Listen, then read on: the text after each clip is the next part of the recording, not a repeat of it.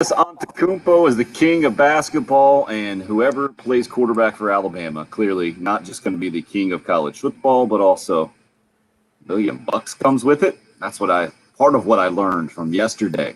Welcome in. Hope your Wednesday morning is off to a good start as we go to day number 3 in SEC Media Days. Glad you're with us, part of the program here on the early game. Hope your Wednesday is off to a good start. And it's not. Bill, let's start with Nick Saban dropping the bombshell at the Texas High School Coaches Association ahead of today's appearance. Saban will be at Media Days today. Bryce Young hadn't played a snap in college football, and yet he's going to make $1 million. Your thoughts and feelings on that, sir? Not really surprised by that. I mean, that's another one that if you'd have told me that initially, or, as we discussed name, image, likeness, yeah, that was one that I kind of anticipated being the starting quarterback for Alabama.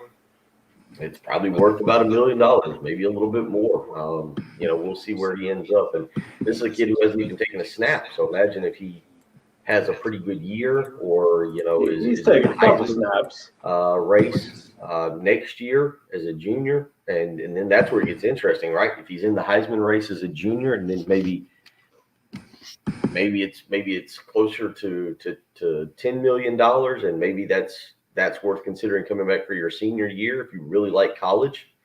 But no, this one is not really as shocking to me because there are certain places where I can see Alabama where the starting quarterback is going to rake in some money, and so I wasn't overly blown away by that yesterday. Patrick, did that one catch you off guard, or is that you with me on this? No, I'm with you on that. And he's not just the Alabama quarterback. I mean, he was the number 1 quarterback in the country. Moving, and he's making a great point. We just don't hear him. Now do you hear me? Beautiful mustache I'm looking at on the video stream right now. He's holding up 7 fingers, looking for a touchdown here. There we go. Oh, beautiful voice. That is good because I interrupted you when you said I hope everyone's having a good Wednesday morning. I'm not having a good Wednesday morning because the U.S. women's soccer team is down 3-0 to Sweden. This doesn't happen to us. This is stunning what's happening right now. We've been getting dominated. But Bill, no, I'm with you. He's not just the Alabama quarterback. He's the number 1 quarterback in the country. I think if he went to a lot of schools, he would probably be making close to $1 million. When you're the number 1 quarterback in the country, that comes with a lot of. You're just a high profile person. So yeah, that's not surprising. But I think it's smart of Nick Saban to say that because one, you got people talking about your program, and everyone's talking about how much money this kid's making. Every other number 1 quarterback in the country is going to say, okay, well, at least if I go to Alabama, I'm guaranteed to make $1 million, and everyone else can freak out about it, but the players, they love it. And Lane Kiffin's talking about it, and everyone's talking about it. So I'm not surprised, and I think it's great marketing for the Alabama program that everyone is talking about how much this kid is making. Well, you guys aren't surprised. Look, let's be very clear. Nobody's surprised that Alabama's quarterback, who could be the face of their team from a player standpoint, is making money. You guys aren't surprised by the number put out yesterday. So if at the end of the day, yesterday, I would ask you, hey, Nick Saban's going to give an estimate for what who hasn't played a snap is already going to make in endorsements right now. And you guys would have told me $1 million. Yeah. I mean, what's that like NFL athletes are making millions upon millions of dollars in endorsement deals, and he's going to be as high profile as many NFL athletes. He's more marketable than Jalen Hurts will be this year on a sorry Philadelphia Eagles team. I'm not disagreeing about that. I'm just talking about as we sit here in July and the guy hadn't played a snap. That's the surprising part to me, that this would already be lined up. And not that he's not going to be good or anything like that. Just we don't know him from that standpoint. I mean, if you would have told me $100,000, I'd have been like, wow, that's impressive. Play 6 figures already. But Alabama quarterback, I understand it. When you add a 0 to that, that was a surprising number to me. It seemed like it was really surprising to Lane Kiffin, who was, I think, asked about it and answered it. And then a couple questions later was asked another question and trying to answer. And then, like, wait a second, just this Bryce Young thing, that $1 million, that is blowing my mind a little bit, is kind of Lane Kiffin's take on that. And I'm with him just for the exact number at this point. But I guess with our journey for name, image, and likeness so far in a couple of weeks in for college sports, nothing should surprise me. That was a bit surprising that it came out exactly how it did and the number attached to it yesterday. Also surprised the other, we'll get more SEC Media Day stuff, but the other, I feel like, headline in college football yesterday was from Deion Sanders. You guys see what the deal was with Deion? Yeah, apparently he's just going to walk he out. denied it. Yeah, it was pretty ridiculous either way. Yeah. Well, I think he denied that he walked out. Yeah. The SWAC Media Days, I believe it is, that he was a part of, right? But he did not apparently like being referred to as simply Deion, and he referred to Nick Saban specifically. He said, "You don't call Nick Saban, you don't call me Deion. I want you to call me Coach." Not even that. He said Nick Saban would cuss you out if you called him Right. Nick. It's like, okay, well, he's going to get called Nick about 100 times today, and he's not going to say anything about it. That's how it always goes. No one calls him Coach Saban. It just seemed like such a missing of the mark. Like, if you get demand to be called by a title, to me that shows like massive insecurity. I don't know about you. It doesn't matter what your title is. It's like when someone wants to be called a nickname, so they push their own nickname. Like that's how it works, man. But I really don't see how Deion doesn't understand how it's complimentary that people would call him by his first name, because, Patrick, this is way before your time at 25 years old. Anybody that was my age, I'm 43, Bill a few years younger, we all wanted to be Deion Sanders. And if you've never high-stepped or done any Deion-like movements in your life, then I don't understand where you're coming from as a person who loves sports and watch Deion Sanders dominate college football and then go on to dominate in the NFL. And Chris just hits us up on the Facebook live stream and Neon Deion. It's the fact that we kind of saw him grow up, wanted to be him. You don't just take a coaching job and all this in the collective minds of America, your name just switches to coach. Well, how would have you felt if someone called him Prime? Did you see anything else from their media days? No. I mean, I saw a couple minutes of him kind of talking about how, like, everyone needs to do a better job of propping up players from the SWAC and, like, HBCUs overall, and how there's only been 12 of them drafted in the last couple years, and you could look around and there's NFL caliber players all over the place. And he was saying ESPN needs to do a better job marketing. Everybody needs to do a better job. So, I mean, he's trying to just, like, build the brand, I guess, and his goal was like, hey, I mean, we deserve as much respect as everyone else, but the fact that he thought that everyone just goes out and calls Nick Saban Coach Saban, even the media who don't play for him and have no reason to call him Coach Saban, like, a grown adult can call another grown adult by their first name. And I don't know where he thought that everyone just calls him Coach Saban. Like, that's just clearly not the case.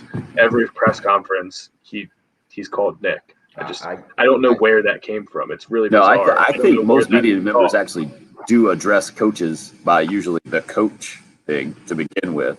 Coach, think about this or out of this, but certainly not all. And there's no hard and fast rule. And Deion just comes off as whiny in this, in my opinion. Bill, what about you? Well, everyone called Will Muschamp Will in the press conferences. I don't think anyone called him Coach. I don't know. Yeah, I'd say maybe 50-50. But look, I guess now I will say this. Not quite, Bill. Can't quite hear you yet either. So working through some technical issues here in the first few minutes of the program.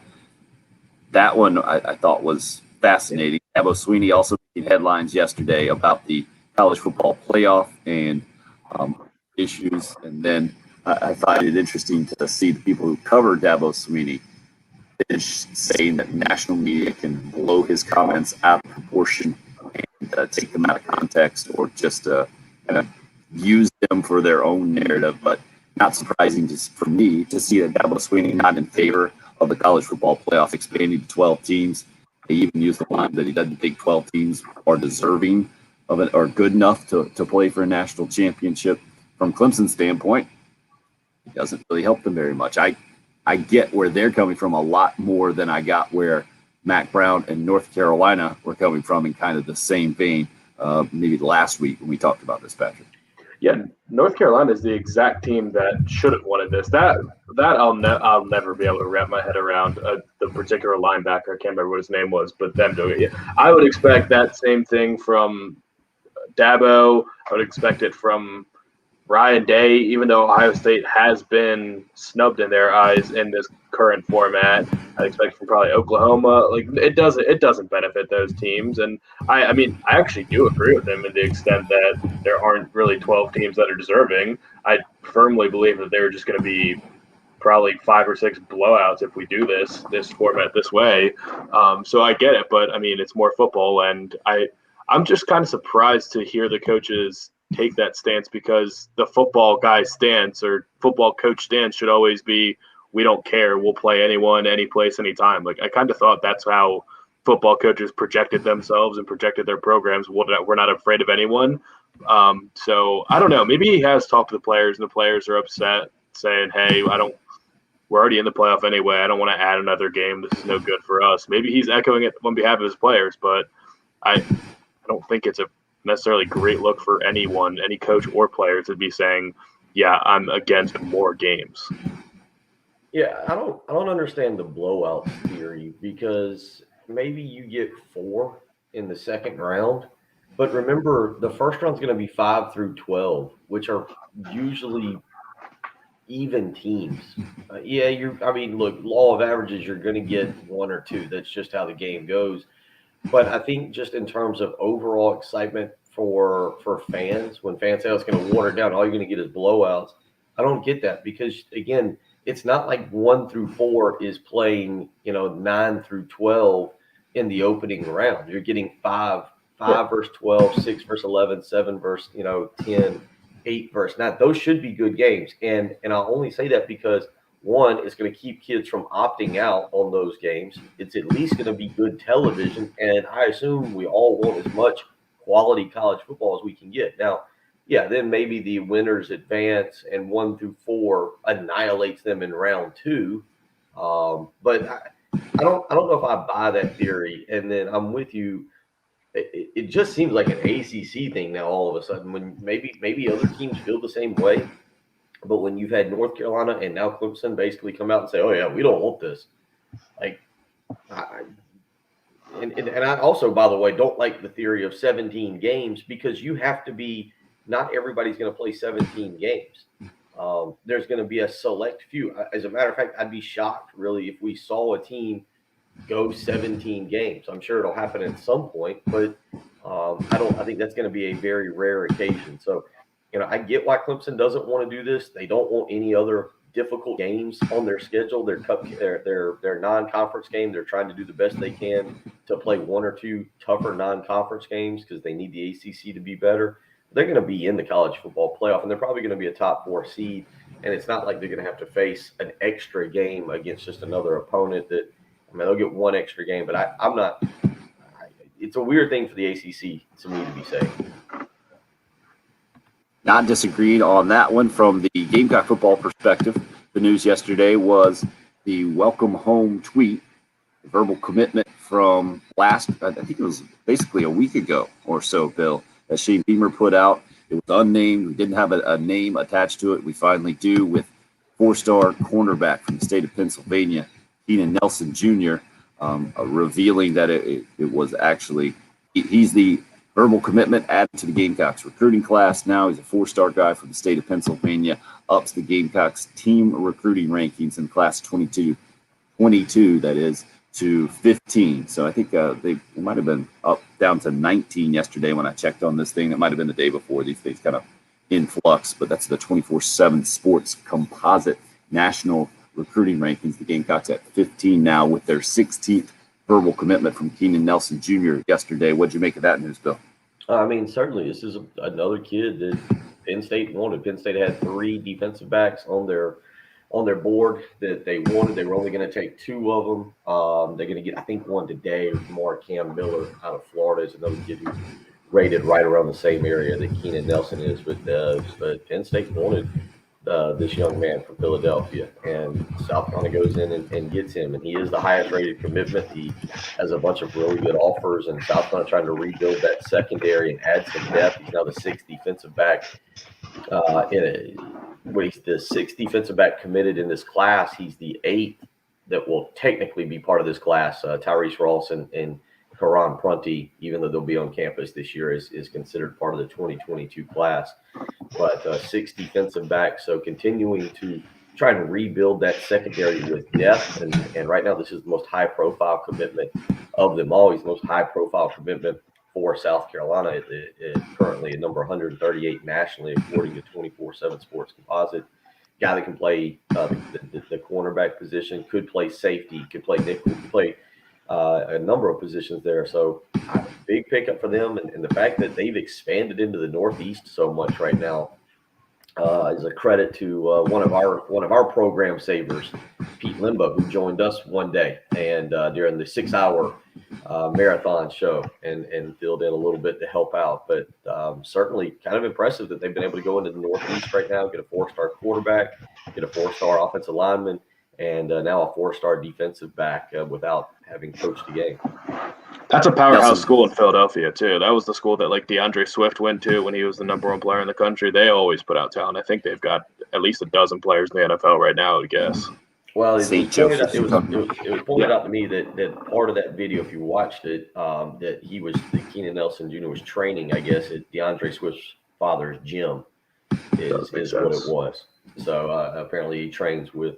I'm not sure all the dynamics of that. If DeAndre Swift's father is the owner of the gym, is the trainer, all that stuff. But I guess there is a connection there with DeAndre Swift, and apparently Keenan Nelson Jr. coming down to Atlanta to work with Oliver Davis in Atlanta, another well-known defensive back trainer, and in that time was put in touch with J.C. Horn, who played a big role in filling Keenan Nelson Jr. in about South Carolina, about the program, and being a big part of his recruitment as well.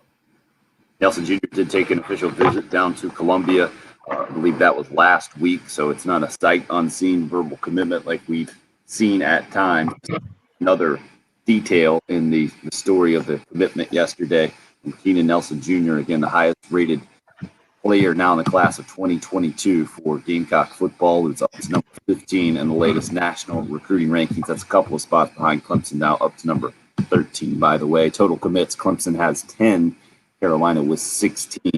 And the average, the way that 24/7 Sports does it, they do a 100 would be the ideal recruit. And Clemson's averaging 93.45 per recruit. The Gamecocks at 88.05 with their 16 commits and being ranked 15th in the country. Just a few numbers to keep in mind this morning. A lot to talk about as it pertains to college football and what went down yesterday. Glad you're a part of the show, whether you are watching us on the video stream like DC, Chris, LaVar, David, all up early with us on YouTube, Facebook Live, Twitter, rolling as well. The station handle at 1075 The Game, the easiest way to find us there. 803-404-6100, is the number into the program. You can call or text like always. Love to hear your opinions. Have any to all four coaches who were speaking yesterday at SEC Media Days. We will do that when we come right back. You're listening to The Early Game. It's 1075 The Game.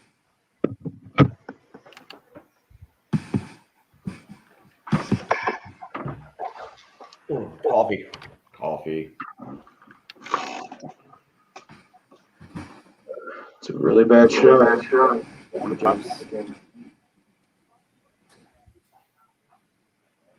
Just went final, 3-0 loss.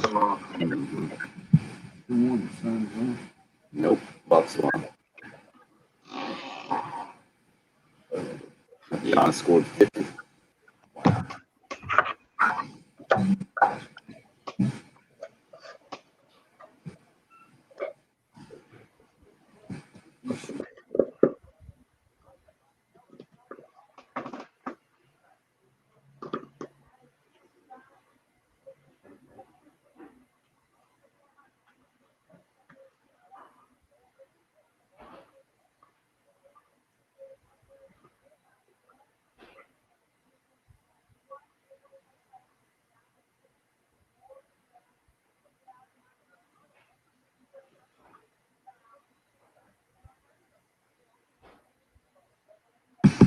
So, Patrick, how did they do the Olympic soccer? Do they have a pool play and then advance, or are they screwed? Yeah, no, they're not screwed, but 3-0 is a bad score. So there's 12 teams, there's 3 groups of 4, and I mean the USA can't lose another game now.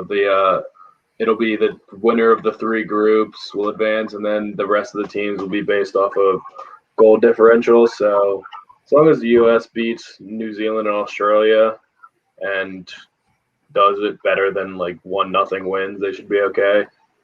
But now they're already -3 in the goal differential just because they just got crushed. So Is the game over?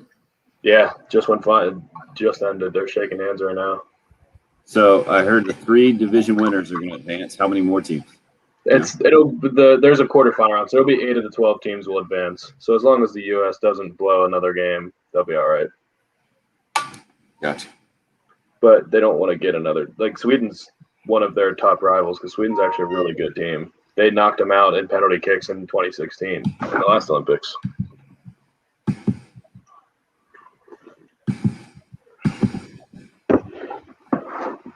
And USA softball beat Italy yesterday or today. I don't know.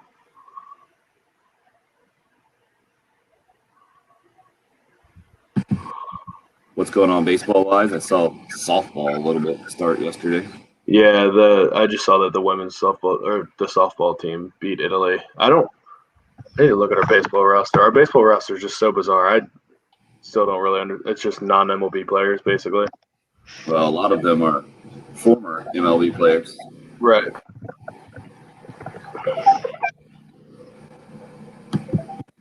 Apparently Japan's a heavy favorite for this because all of their best players are actually playing. I mean, who do I know here? I know Scott Kazmir, Edwin Jackson, Todd Frazier.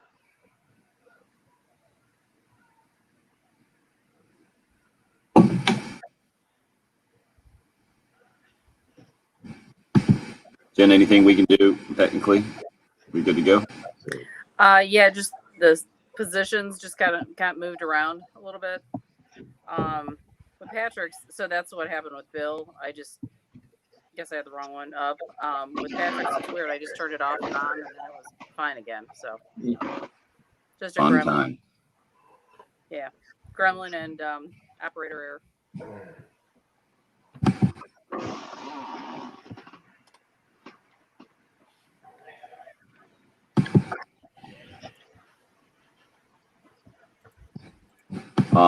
Jen, do you see where Dave had some audio cut there from Media Days? Yeah. It's all about 5 or 6 minutes from Smart, Heupel, Stoops, and Kiffin. You guys call if you want to listen to some of that or not. Okay.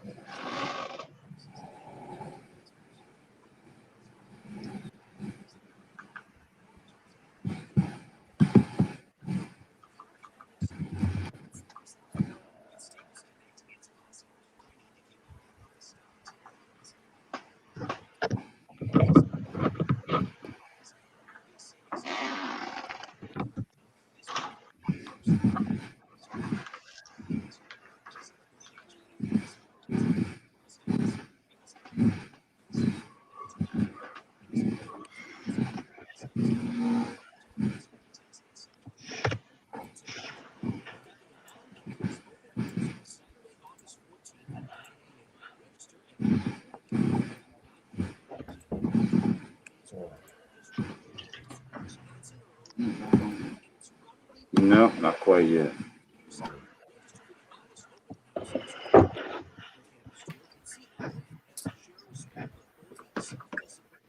So the Kirby Smart, the one about name, image, likeness. You want me to try to pull some stuff out of that?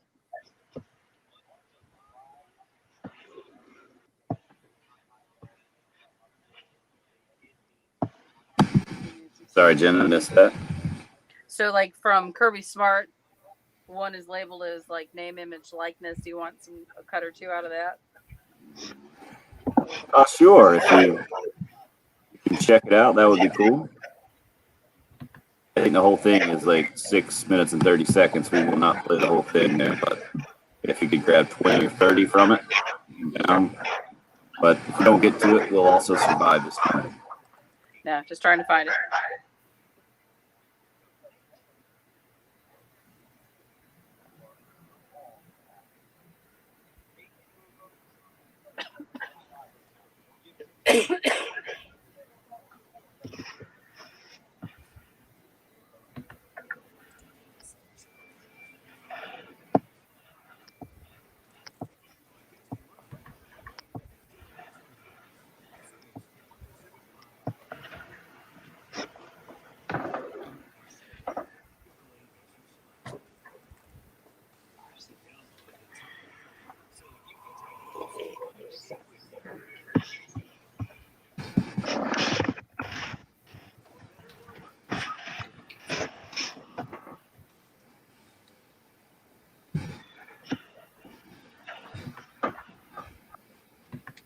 That's right.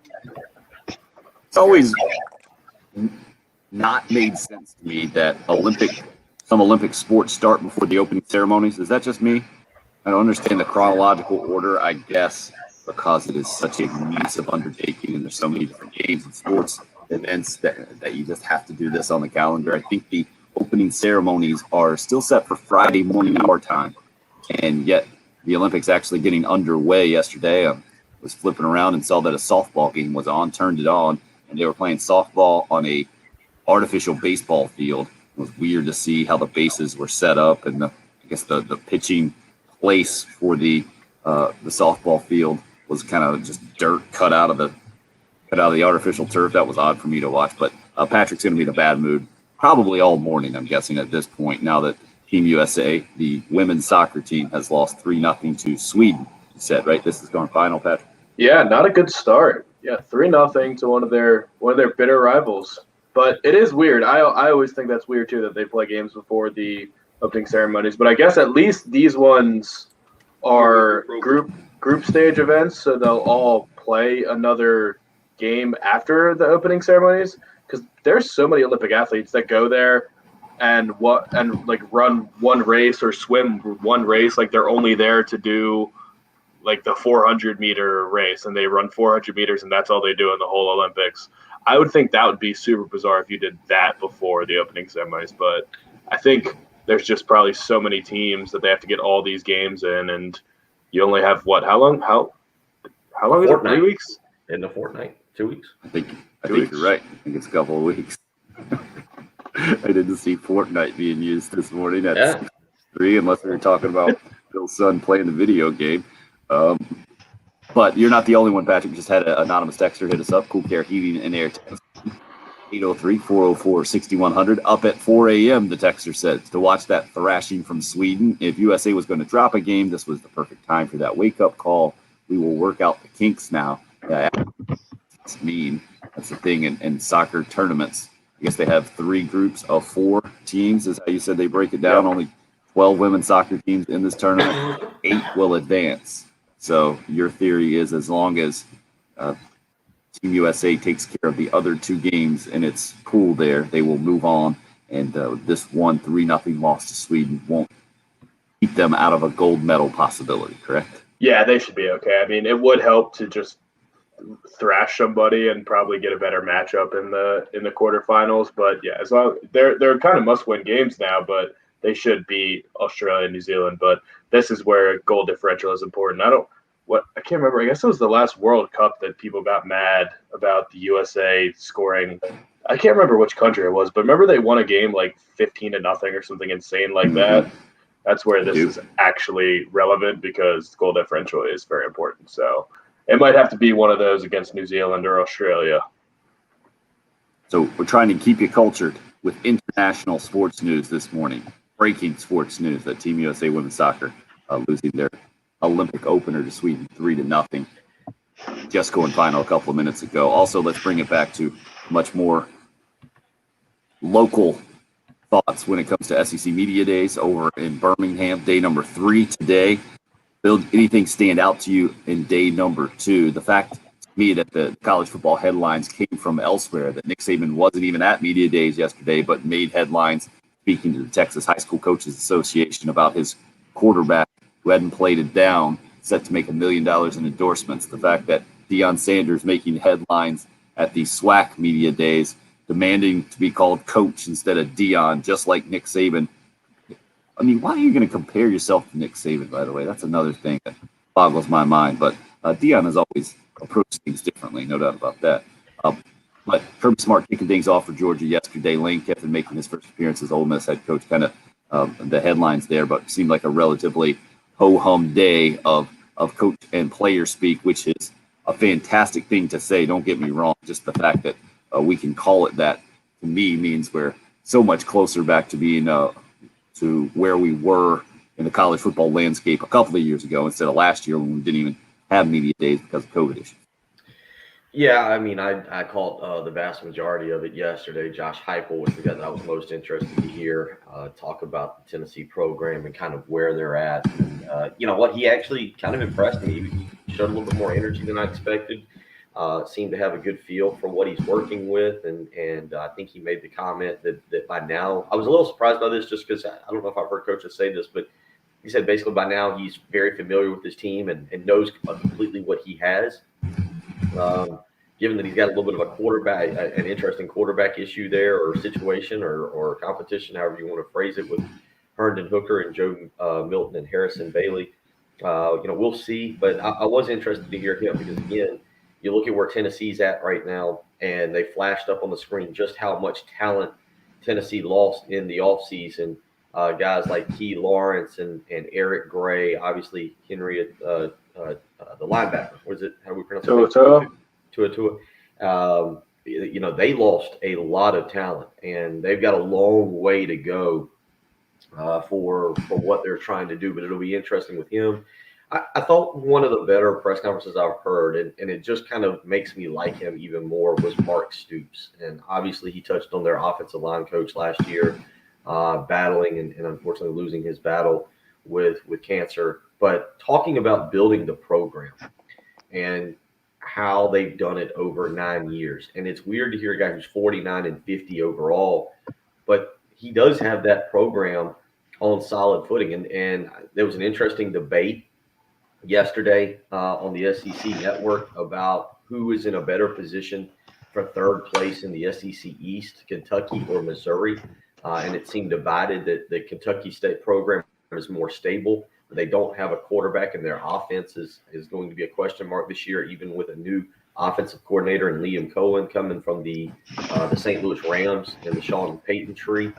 I guess we're always coming back. I think he was on maybe it's the Sean Payton tree that's then led to the current Rams quarterback, the current Rams coach, Sean McVay, that zoned out. But what their team is going to look like versus Missouri, who's got Connor Bazelak, the quarterback there, and maybe has a better offense. So Missouri or Kentucky, obviously we'll hear. I think it's Drinkwitz is today.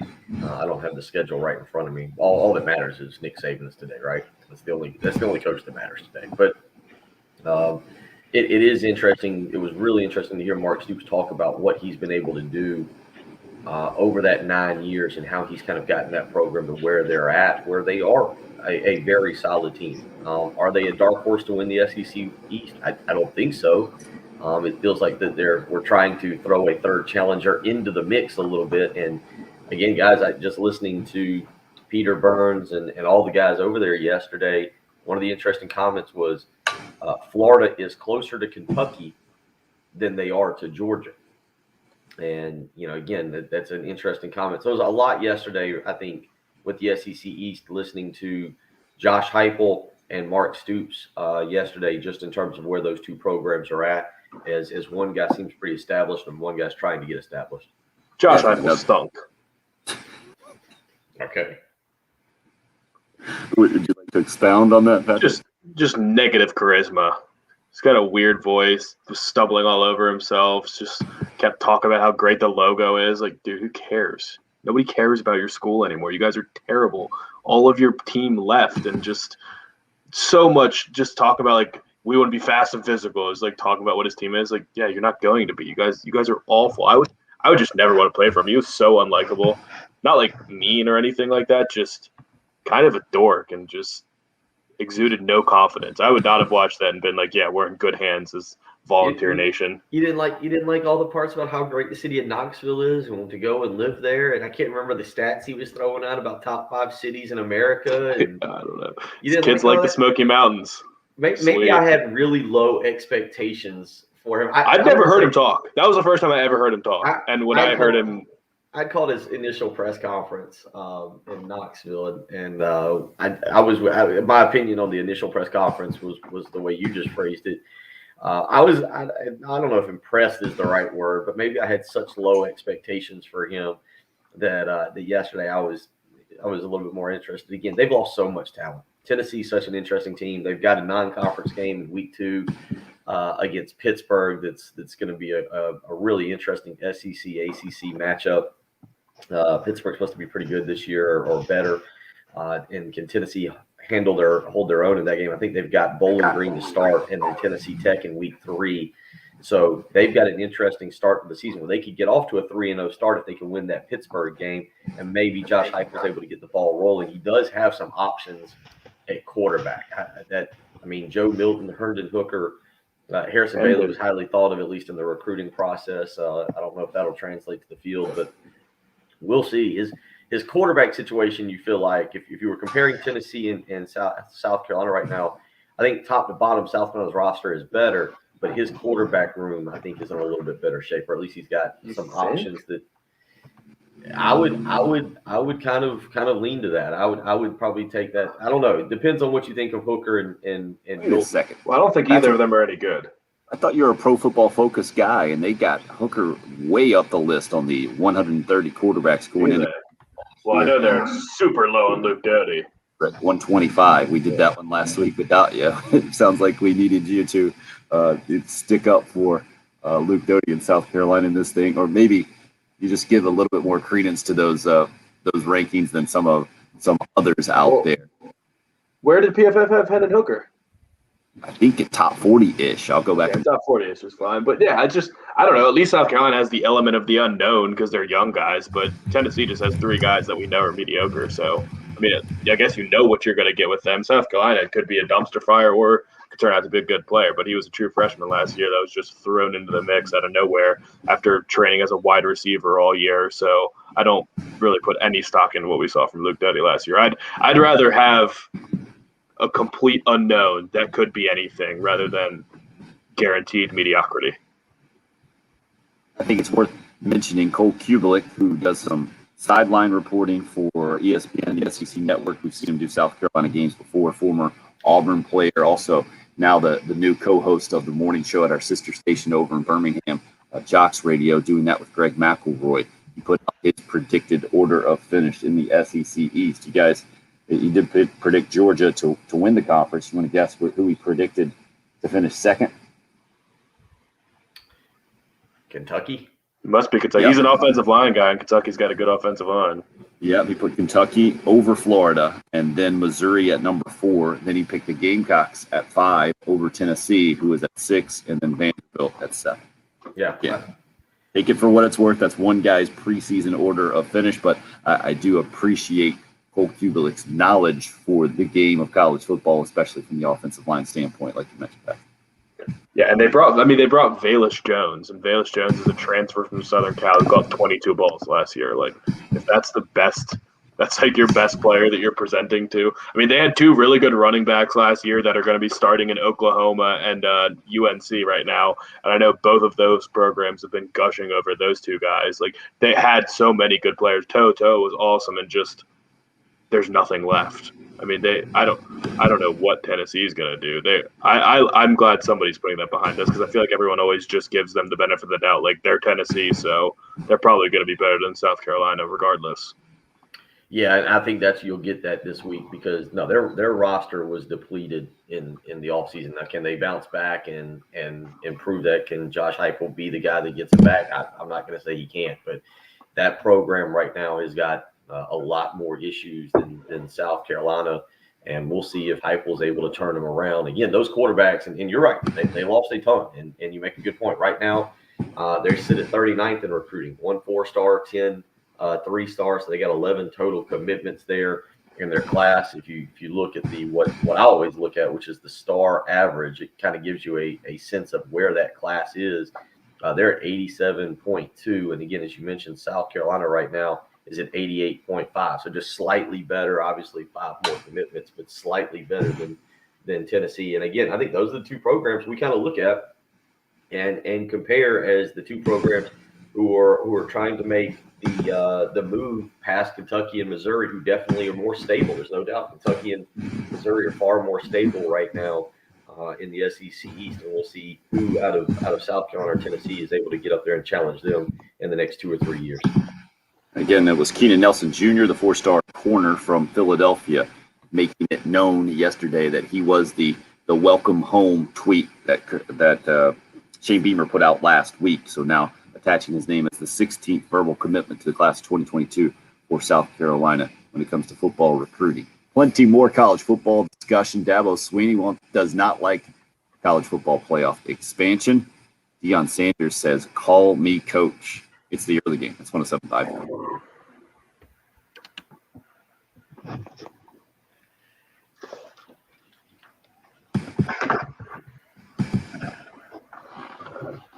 Sorry, Hendry Hooker. And Patrick, good job. You have upset a resident Tennessee fan on the text line. I know. I'll respond to that. I didn't say anything about the state of Knoxville. I like Knoxville. Said their coach is a weirdo. Just stand by it. I think you went dork. He's a dork.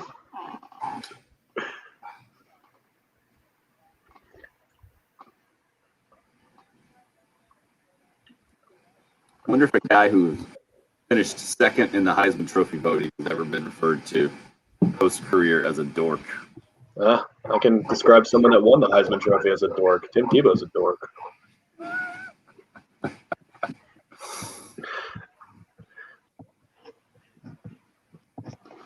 There's got to be other dorks. Russell Wilson's a dork. I don't know if he's just corny. Yeah, they're out there. What's that? No, you're not going with more?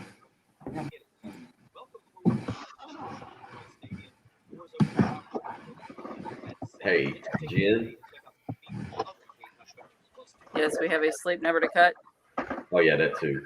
I was gonna say, I don't know if you're able to do it. Maybe that Josh Heupel, glad to be in the SEC. That it looks like Dave cut. It's long, 7:49. I don't know if we get I don't even know what the best 15 or 20 seconds are, but just to hammer home Patrick's point, if he's a dork or not, I don't know. I don't know if we could cut something small out of that. That could be fun to listen to. Yeah, I'll listen to it and see. See if there's anything just so Patrick can continue his dork rant and really go into a. You gonna do your whiteboard dork ratings of SEC coaches? That's actually not a bad thing. Who are the 3? What is it? The 3 most lame SEC coaches? The lamest people. I was gonna do an imitation, but I thought it'd be mean to mock him because I think he's got a bit of a lisp, and I would have just been mocking a lisp, which is just not. Yeah. Probably wouldn't have been appreciated. Good morning, Carlton.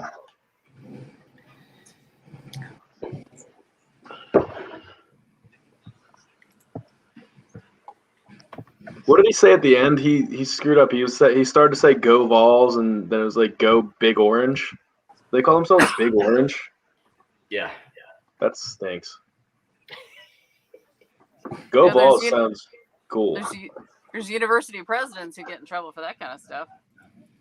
Yeah.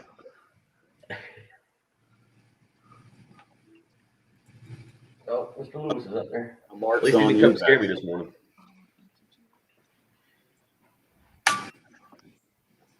I'm a little jealous that Mark is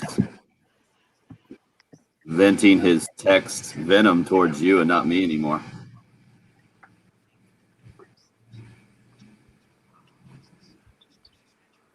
I didn't know where Wright State was. Yeah, I didn't. I said that. That was in the middle of me saying I have no idea who our pitching coach is. He went to Wright State. I don't even know where Wright State is. At least I pretended to know where Wright State was. No, you admitted it. I was talking. I had to go to a little birthday get together last night. I was talking to somebody about that, and they were like, "I like y'all's honesty." Yesterday, you and Patrick admitted, "Yeah, we know nothing about this pitching coach," and I was like, "Oh, who knows anything about the pitching coach from Indiana?"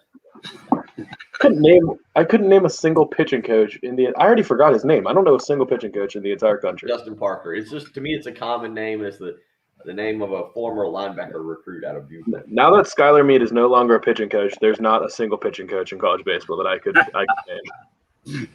And you knew Skylar was on the show. Yes. Yeah. Bill, everyone knows the knuckle curveball, what they've done at the University of Indiana with the institution of that knuckle curveball has been groundbreaking. That sounds nasty. It's the triple option of college baseball pitching. That's what I've heard. It's the Jamie Chadwell offense of 2020.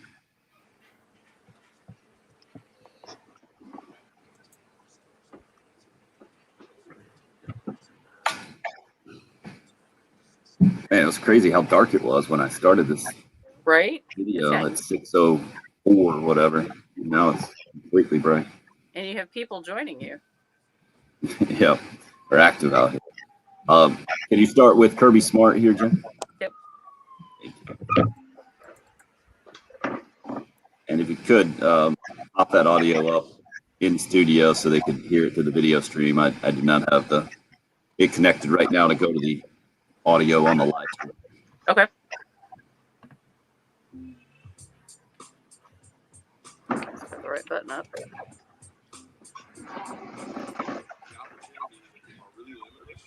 I don't think the first it's going to blow up college football or change anything substantially. What we have really been focused on is the education. You are now putting on 18 to 21, 22-year-olds tremendous time demands. They already have time management between being a student, being an athlete, and doing everything that we ask them to do. We also have been very educating in the selection process of what they choose to do. I think that's one of the key ingredients. Don't be thirsty, right? Be selective in what you do, selective in how you handle your brand. There's a lot of education that we're doing in-house to make this an advantage for our young men. That's Georgia head coach Kirby Smart. SEC Media Day number 2 over in Birmingham, talking about name, image, and likeness there. The headlining comment from college sports yesterday was Nick Saban talking to the Texas High School Coaches Association ahead of going to Birmingham today at SEC Media Day, saying that his freshman quarterback, Bryce Young's set to make $1 million in endorsements. And that's what surprised me, that just the number attached to that. I know you guys said you weren't really surprised at that.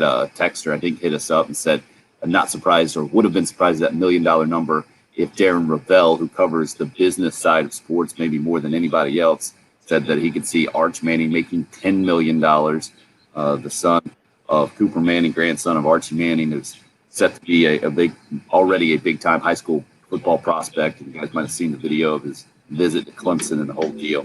I thought that was a bit clickbaity and headline grabbing from Ravel, which is what you do in the media. A lot of national media do already, but Nick Saban is obviously not that guy who's going to overstate things. Patrick, on the dork meter today, where you've referred to Josh Heupel as being a dork, where do you make that Kirby Smart approach? Where do you put Kirby Smart in your power dork ratings of SEC coaches? I don't of SEC coaches, he could potentially be in the top 5. I don't think he's that dorky though. I don't think he's that dorky. It's Drinkwitz. It's Drinkwitz number 2 and Josh Heupel a clear number 1 at this point. I don't know. He had opportunities to be really cool yesterday, talking about having Quavo's cell phone number, the Migos. You heard him right there. He said we're encouraging our players not to get thirsty. And when people brought it up, he just kind of shrugged it off and acted weird about it, man. Go along with it. That's what the kids are saying these days.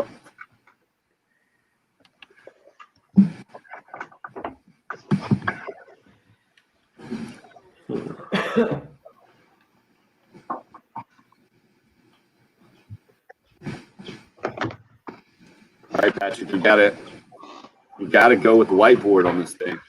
Yeah, I'm trying to think of like. All right, you got weeds or you got a They're not Dorkiest, all right? gotta go dorkiest coaches of all time or football coaches. Well, I was thinking about the SEC coaches and how I would even do this. They'd almost just have to be tiered in terms of coolness. A lot of thinking about this. Bill's just checking out the lake, talking to the neighbors. Huh? Put him on mute there. I think Sam Pittman is the least dorky SEC coach. Oh, really? Interesting. I like him a lot. I wish more people were like Sam Pittman. Okay, I'm going to try to think of it in the same. I know someone else who would have an argument there. A couple of guys, actually. I need to just get them all written down and then think about it. You guys feel free to nominate your All right. your SEC football coaches from a dorkiness standpoint. I like that Chris put in this. I think Gene also said that Big Red is bringing it this morning, hard to the hoop. And we've gotten David Lee, a Tennessee fan, taking offense to the city of Knoxville that he didn't talk about at all. And then Mark, who is just the most bitter texter of all, one of the most bitter texters of all time. Who is this idiot calling people dorks? Yeah, he's got Some issues, some texting issues. yeah, he's got some past issues as well. We won't discuss. I'm trying to figure out how old David is who got all offended. He's probably an older Tennessee fan, I'm assuming. Bill, you're muted. No, I can't hear you. Sorry. Go ahead. You good? I was asking who y'all were talking about, but y'all were going back through the text messages. Yeah. Gotcha. Yeah. I was saying the reaction was about 50-50 split for cheering on Patrick's dork shot at Josh Heupel and then criticizing. Well, people are interacting. That's all you need. Yeah. It did get kind of hard in that first hour on a lot of people. Now Craig's looking for a rental spot on Lake Murray, Bill.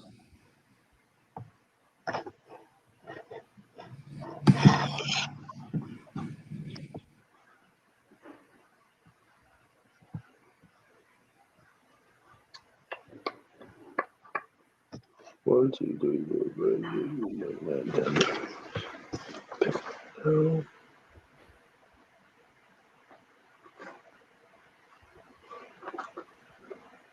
I might put Mike Leach in the dork category at this point.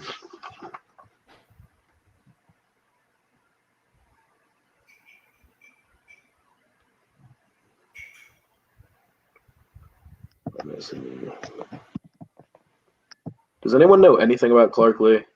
I couldn't even make a decision on him at this point.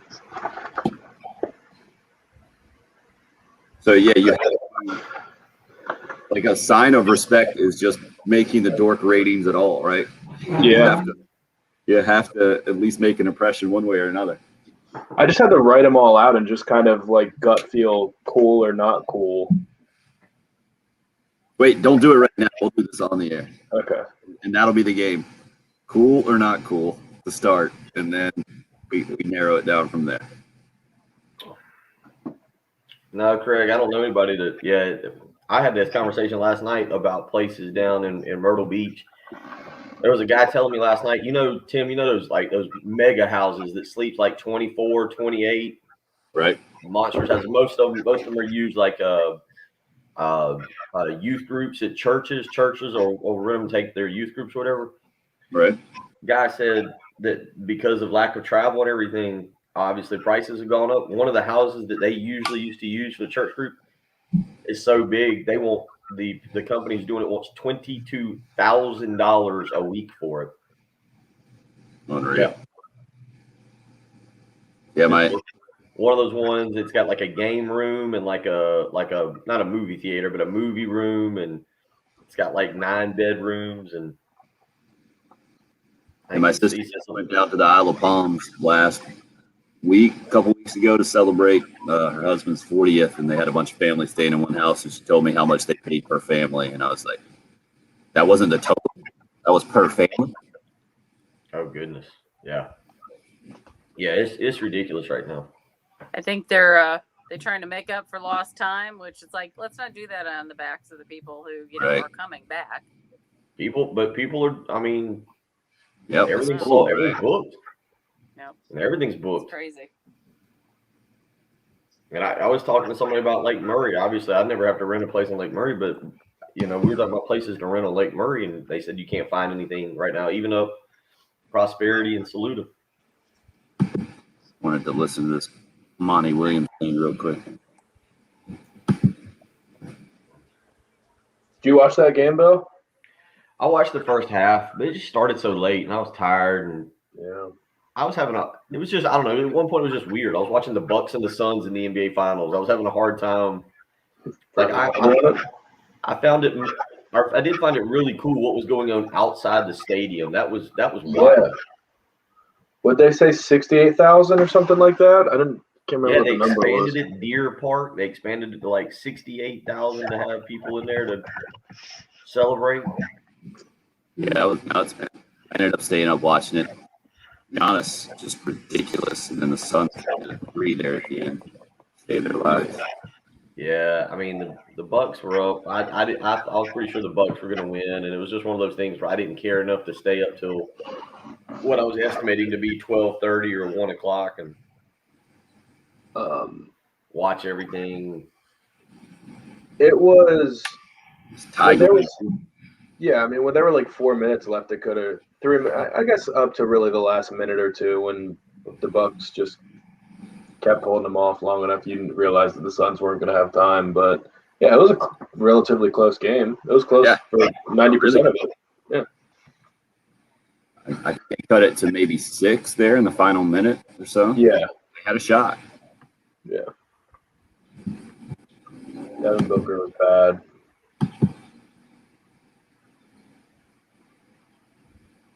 Right.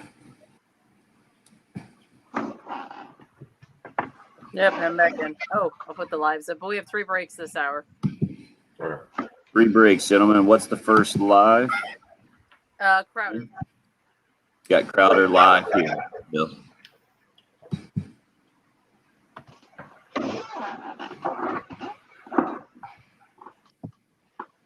She's too busy having fun listening to Heupel.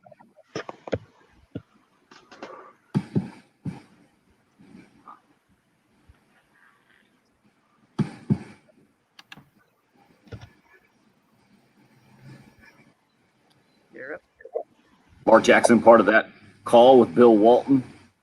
Jackson on the call last night, Game 6 of the NBA Finals. Giannis Antetokounmpo points in the Milwaukee Bucks for the first time in 50 years. I think it is. NBA champs. You guys, we're not going to spend a bunch of time on this or anything. I get it. We're in Columbia, South Carolina. There is very little connection to what goes on in Milwaukee. We do talk about what goes on with the Green Bay Packers, and that was interesting. Aaron Rodgers news yesterday that the Packers had offered him a 2-year extension to make him the highest paid quarterback in the league. But I bring it up to start hour number 2 simply because it was impossible for me not to appreciate Milwaukee Bucks fans embracing this run and feel good for both Giannis, for the person he seems to be, just kind of broke down in tears right after the win. The greatness that he exhibited in the biggest moment, becoming just the 3rd player ever to be league MVP, NBA Finals MVP, and Defensive Player of the Year. You guys want to guess the other 2? So I don't just sit here and go gas baggy hot taking myself off of hour number 2. To be NBA Finals MVP, League MVP, Defensive Player of the Year in the NBA. I would guess LeBron is probably one of them. No, LeBron is not the Defensive Player of the Year. I would say Jordan, because Jordan won some Defensive Player of the Years that nobody seems to remember, but with Jordan. Correct. Okay, and then Finals MVP. Everybody play along in your car or at home. I would. Stuff out. You'd say season MVP Finals. I would actually go. I'd go Kareem maybe. Nope, but in the ballpark. Patrick, any other guesses? Did Hakeem win a NBA Yes. Finals? Well Okay. done, sir. I was thinking it had to be a shot blocker. Yeah, that's where I was going Yeah. to.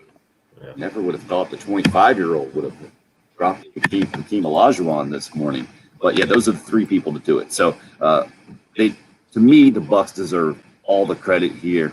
I just retweeted something from Monty Williams, the Suns coach, congratulating Giannis afterwards, and he and the Phoenix Suns deserve a ton of credit as well, obviously, for the run that they went on this year. And Monty Williams getting well-desered recognition, I think, for not just the coach he is, but the person he is, has always been, but been in the limelight. His wife tragically passed away not too long ago. Another guy who is really easy to pull for and just seems to be a good person on display last night from the NBA Finals standpoint for a Finals and a Final Four that didn't have a lot of superstar power or guys who had been there and done that before. I think it ended about as well as possibly could from an NBA standpoint, seeing that scene in Milwaukee and how that city embraced the championship run and now will celebrate it. And to me, Giannis Antetokounmpo did in basketball what Colin Morikawa did in golf. I know it's maybe odd to compare the two, but going from star status to elevated to absolute superstar. Maybe the NBA nerds out there will tell me that Giannis already was an NBA superstar. Well, to me, especially in that sport, you got to have a title to go along with superstar status most of the time, unless you have a Charles Barkley-like personality. He did it last night, dropping 50 in the final game. It's just absolutely legendary, and I enjoyed watching the Bucks embrace the whole scene, fans outside the stadium, and the whole deal last night. It was amazing, and like it's all about Giannis. I mean, Giannis won that game. He scored basically half their points.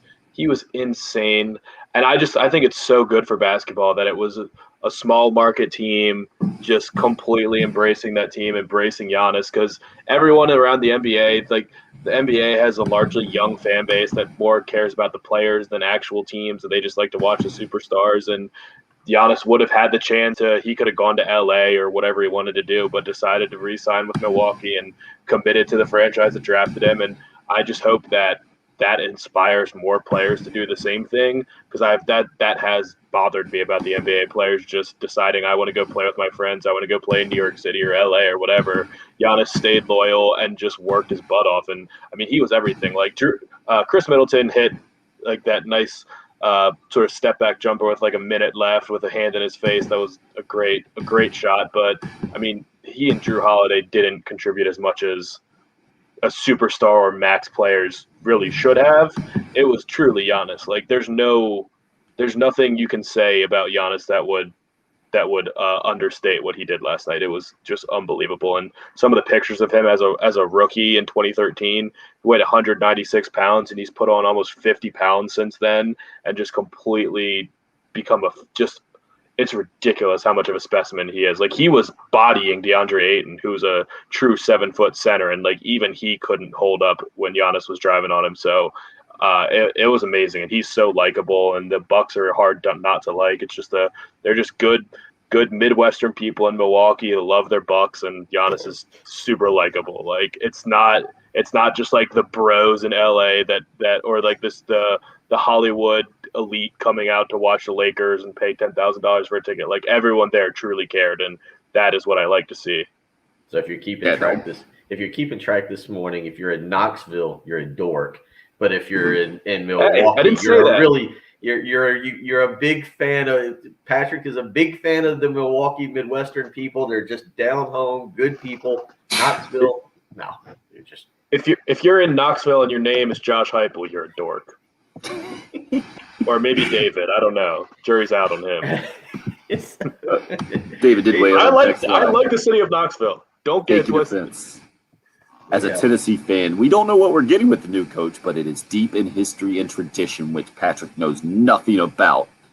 Yeah, I know about it. I said that the kids today don't care about that history. This was the weakest standing up for your coach ever. This is the greatest Tennessee. The Tennessee offended text that we got in on the Cool Care Heating and Air text line. Patrick needs to bite his tongue. He obviously knows nothing about the city of Knoxville. And then as a Tennessee fan, we don't know what we're getting with the new coach. He's not standing up for Heupel at all. None. And then he ends it with, as long as he recruits, I think the program will be fine. I know nothing. I don't know about the World's Fair. I know about Knoxville. You don't know about Knoxville. Yeah. I'm just saying, to me, that shows you the really loyal Tennessee fan is even Right. not. Yeah, no, Josh Heupel's going to be great. He's going to be fan because he's already said that, I'm sure, about Butch Jones. Well, I mean, go down the list now. The last Derek Dooley, Yep. Butch Jones, Jeremy. Well, you had a Pruitt. 1 year. You had a 1 year Lane Kiffin after or Right. was Kiffin prior was it was Kiffin then Dooley, Yep. then Jones, and then Yeah. Pruitt. So I yeah, mean, it's just been through the ringer over there. And we'll let you hear a little bit from Josh Heupel, and we'll play cool or not cool with Patrick as far as the SEC coaches go. You go in one bucket or the other, apparently, and Josh Heupel is taking home the cake right now in the not cool pool at the top of the dork meter, apparently. Remember, Patrick is in a bitter mood to start the show because Team USA Women's Soccer lost 3-0 this morning to Sweden to begin Olympic play there. And it has begun, even though opening ceremonies haven't started. A weird Olympic thing. We got plenty of college football to talk about outside of Patrick Carr, Tennessee head coach Dork, with Nick Saban revealing yesterday to the Texas High School Coaches Association a day before he's going to Birmingham or SEC Media Days today that his quarterback who hasn't played yet in Bryce Young is set to make $1 million in endorsements.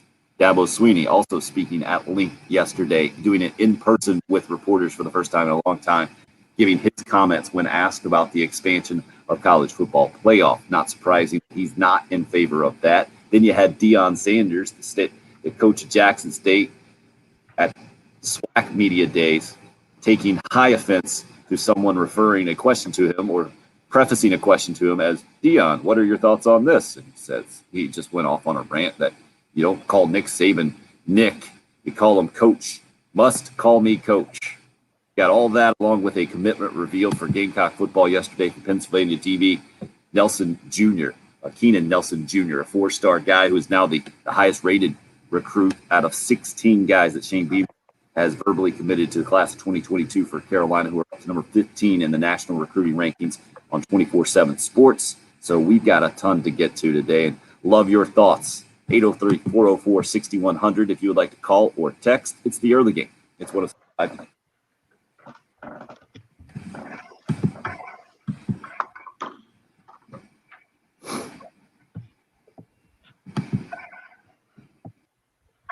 You also will be feeling pretty good when you get that mortgage interest rate down a little bit. You can do it right now. You need to just give the mortgage guru, Jacob Crowder, a call today. See what he can do for you. It'll take 5-10 minutes at most just to see what exactly you might qualify, how low that interest rate might get, and then you can find out how much money you might be able to save monthly on your mortgage payment if you refinance. No better time to do it right now. Give Jacob Crowder and Brian Kovar, the Mortgage Guru team with First Palmetto Bank, a call, 803-719-1005. You can email Jacob as well, the letter J, Crowder, CROWDER at firstpalmetto.com. Now's the time to make that move. Brian Kovar likes you to know, don't get caught watching the paint dry. It's a Hoosiers reference, big fan of the movie, of course. And he wants you to go ahead and make that move. Give him a call. Again, 5 minutes. That's all it takes. Give him a little bit of information. See what you can get approved for. You never know how much money you might save, especially if you got a little equity in your house too. You can get some of that back. 803-719-1005. That is the cell phone number of one Jacob Crowder, the Mortgage Guru with First Palmetto Bank.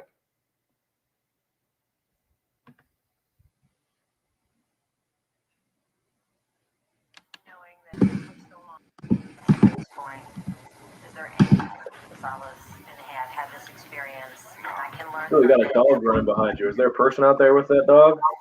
Yeah, he's just down there a little bit.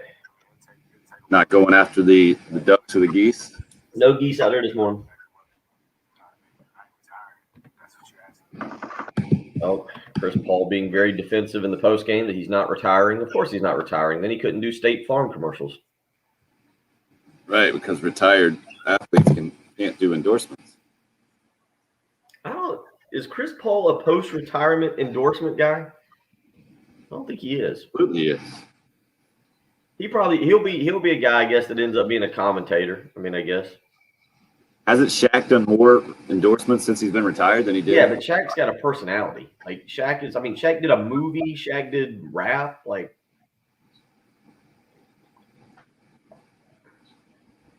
Shaq has a personality.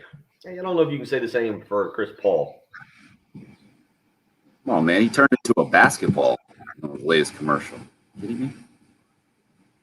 I thought he turned into a cardboard cutout and fell over. Yeah, maybe that's what it was. I think they're two different ones, maybe. Right.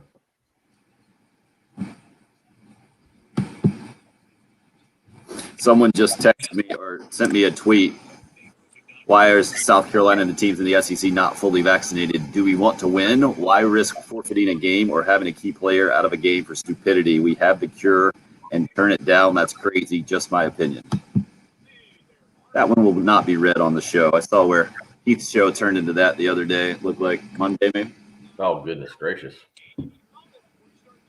Well, I guess he was talking about Sankey's comments and the whole deal.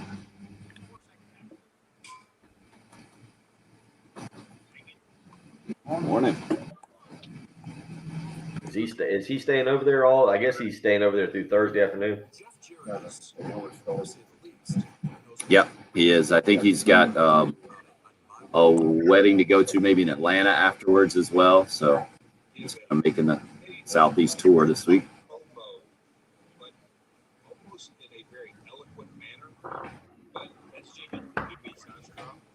I have a little feedback. I had the mic right there about a computer. All right, Jen, do you have a Josh Heupel cut you can play? I Nothing? do. It's basically just him focusing on the magnitude of the logo and then talking about playing kickball. Perfect. Just, Let's do that coming in, please. Okay. We'll play cool or not cool. Apparently, we've got a strong contingent of Tennessee fans listening this morning. They decided that this was the area to turn into to talk SEC Media Day. Did somebody else text in? Yeah. Yeah, we got another one. We made his day. Charles. No, I think he's a Clemson fan. Yeah, that's what I thought too. Well, maybe it's an orange connection.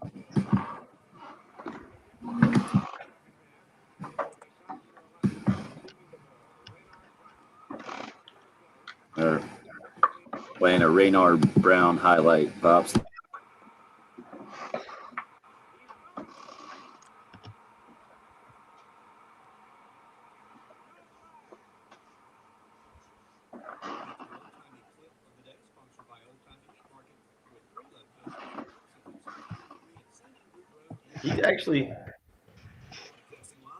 Charles has actually been a pretty good texter through the years. He's pretty funny.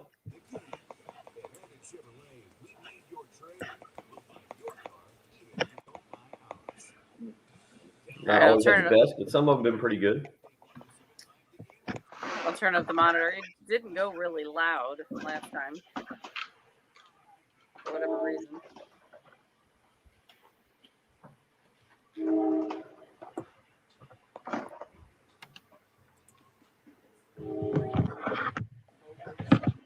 College football, steep in tradition.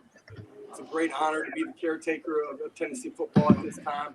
It's one of the great things about the logo is the ability to recruit from coast to coast. And from the time that I've gotten there, if you followed us at all, you've seen us, whether it's dodgeball after a 6:30 morning workout on a Friday afternoon, whether it's a crawfish boil followed by kickball after a summer workout on a Tuesday evening. You've seen us spend time with our players, and that pays forward once we get on the football field. I believe that connection matters when you face adversity, that you know the person that's standing to the next to you, left or the right, and you can depend upon those people. That's Tennessee coach Josh Heupel, who has been referred to on this program now as a dork by one Patrick Perret. Wasn't that comment, right? I mean, the logo's ability to recruit is a little ridiculous, but coaches do this all the time and overstate the perception of their program. Part of the job of SEC Media Days is to sell it. I get it. Josh Heupel coming into it for the first time. The multiple dodgeball references is a little odd to me, but that's just me. Patrick, what did you hear yesterday that prompted the comment exactly? Just his whole vibe and his delivery and just stumbling and bumbling was clearly not cut out for this. He's going to be I'll give him 2.5 years. He'll get fired midway through 2024.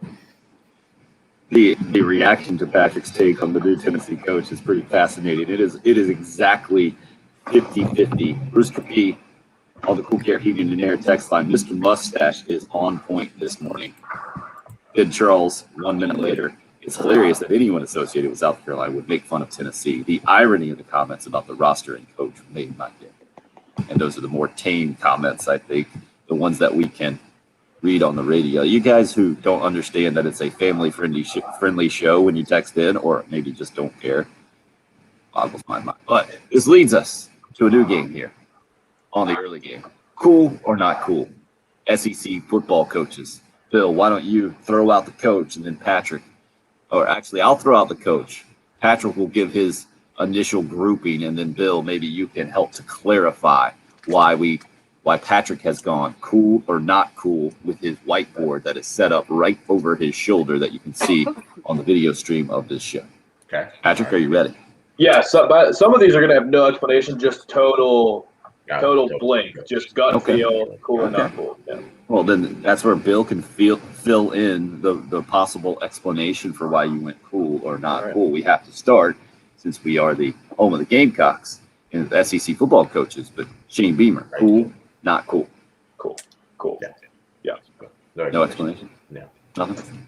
Look him at Arby's. No explanation. Yeah, just go. Okay, wait. He just gets it. He just gets it. Yeah, gets it is good. We're Wait, and just for some context too, I need to know, I need to see how big of a homer you are. Previous South Carolina head football coach Will Muschamp, cool, not cool? not cool. No, I think Muschamp's Bill, this is not your game. This is Patrick's game. I Let think Patrick Muschamp's play his game. He's cool. He's just a football guy through and through, which is fine with me. I mean, he wasn't great for this job, and he didn't do very well, but he's cool. Yeah. Okay, I would hang homer out. rating. Yeah. Your homer rating right now for me is very high. Steve Spurrier, we don't even have to mention Wait. there. I thought that I would, if I was a total homer, I would just be saying that Muschamp was the worst because he, I guess, failed. Yeah. We're not talking about the best or the worst. We're talking cool, not cool, sir. I think we've already messed up the game, and we haven't even really No, started. Muschamp's cool though. Muschamp's a cool guy. Think right. what you want about him as a coach. He's cool. All right. Lou Holtz, cool, not cool. Cool. Homer rating on this thing. No, I'm with him on that. That's a very fair thing because he did magic and Right. motivational. It's very cool. Yeah. And That's I only usually- know of ESPN post game show Lou Holtz anyway. I don't even know him as a coach. And you're going with the cool then. Okay, interesting. Yeah, it was funny. Interesting I mean- perspective on this. He let everybody rag on him and was cool with it. It was good. Tennessee head coach Josh Heupel. Not cool. Not cool at all. Kentucky coach Mark Stoops. Yeah, I think he's cool. I think he's cool. I give him the cool rating. He's just he's a football guy from a football family, and I think he's doing a good job anyway. I don't think he tries to be anything that he's not. The bourbon thing last year pushed him over the top. He's cool. The bourbon post game was that they beat Tennessee, I think, and he said he had the bottle of bourbon on the bus. That worked good. You got unique perspective of cool here. All right, let's go. Another coach. Let's go with the other coaches that spoke yesterday. Georgia head coach Kirby Smart. Nah, Kirby's not cool. Yeah. I don't think he's just a total he's kind of a football guy, but he's also kind of lame. So I think just overall not cool. He's not a total dork. He's just not cool. He And Will Muschamp different, by the way. I think Muschamp's a cool, just a generally cool guy. I don't know. I think it's appearance. I think it's all appearance. If Kirby and Muschamp might not be as different as I'm making it out, but Kirby just looks like a dork. Well, did you hear? I will say Kirby had a chance yesterday to get into the cool thing. He didn't lean into the Quavo thing, the Migos thing, the Thirsty. Right. He didn't lean into that. What he did lean into that was a pretty funny little story was about being in Augusta with I believe it was his daughter who was playing tennis, and they're out to eat, and an old lady saw him signing a bunch of autographs and came up to him and she asked him a bunch of questions. She's like, "Are you a pro golfer?" And he said that his daughter laughed, and he's like, "No, not a pro golfer." She's like, "Oh, you're a NASCAR driver?" He's like, "No." She's like, "You're a what is it, a cross country runner or something?" Said his daughter just spit out her food across the table laughing, and he's like, "No, I'm the head football coach in Georgia." And she's like, "Oh, I never would have guessed that." They probably thought it was Bubba Watson, right? Bubba Watson's not cool. I can see that. He's got Bubba's lost a ton of weight. All the stuff he kind of went through, but yeah, I'll say this. I'm with you, Kirby. I'm kind of reconsidering it though, because I don't think him and Muschamp is. I think I would like to have a beer with Kirby Smart if we were not talking about football. But he's the Georgia coach, and he looks kind of dorky, so I can't get on board. Homer rating is high today for Patrick. All right, other coach who spoke yesterday who seemed to be absolutely blown away. Not seemed to be. He said he was blown away by that $1 million price tag that Nick Saban mentioned for his quarterback and endorsement money. Was Ole Miss coach Lane Kiffin. Cool, not cool. Cool. Joe Freshwater. I'd love to hang out with him. Enough said. Sarcastic, funny, just like cool. Bill, your reaction? Yeah, it goes without saying. Pretty fun guy. Okay, let's stay in the state of Mississippi. I believe is Mike Leach due today? I think he's due today, right, with Nick Saban, or is he going to wrap things up on Thursday? Today, let me give you the schedule. That would be real a quick. better billing for him. Let me give you the schedule today. It is Nick Saban early this morning, 10:05. Clark Lee, the Vanderbilt coach, at 11:30. Mike Leach will take center stage at 2:30 today, and Jimbo Fisher at 3:55. So Saban, Lee, Leach, and Fisher all on tap for today over in Birmingham. And we're sure those times were Eastern. Yeah, this is off CBS. They actually tell you it's Eastern. They don't make you guess. They convert it for us. Don't make us do the whole math and minus plus one. It's very difficult for us. All right, next up then, let's go with Mike Leach, right? Mississippi State coach Mike Leach. Cool, not cool. I don't think he's cool. I mean, obviously we're cool in the traditional sense of like just look like sunglasses and whatever, like just being a cool guy. He's obviously not that. But I think just overall, I'm selling all of my Mike Leach stock. Last year was brutal. He's supposed to be like this offensive genius, and they were horrendous. They came out and beat LSU, and everybody watched their film and said, okay, well, and then so I'm just like, that makes me think that he's not as smart as he actually thinks he is or tries to be when he goes on his long-winded rants about whatever it might be. Like, I just think I'm kind of over his shtick at this point. You put Mike Leach in the not cool category? Is that what you're saying? Yeah, I think I'm kind of over it.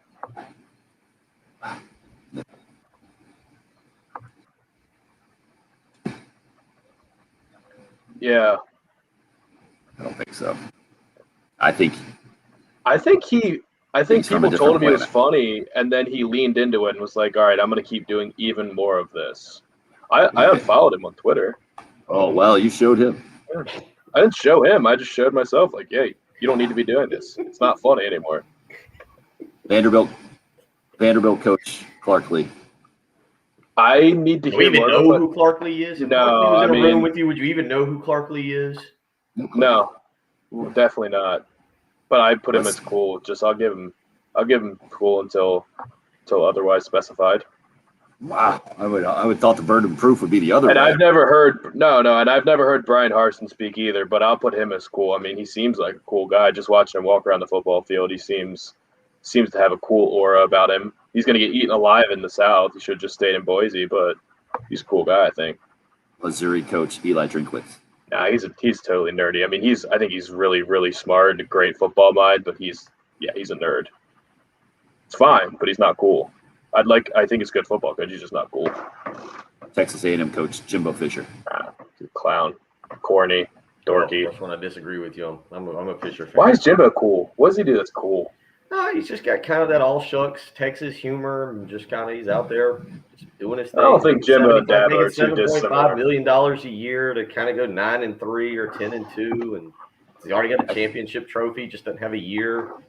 But the vibe he puts off is anti-cool, Bill. Yeah. It is high energy, talk a mile a minute, and awfully intense to me. And then he has to go hang out with the horses. Like, to me, That's a good point. Hang out with the horse. I like that. Yeah. Good dude. Jimbo's got a lot of Dabo in him. Okay. All right. Have we gone through the whole list except for the king of college football now? As he turns Well, around. you haven't done Dan Mullen. You got Dan Mullen. Yeah, no, Florida. Mullen is not cool at all. Mullen tries way too hard. And LSU coach Ed Orgeron.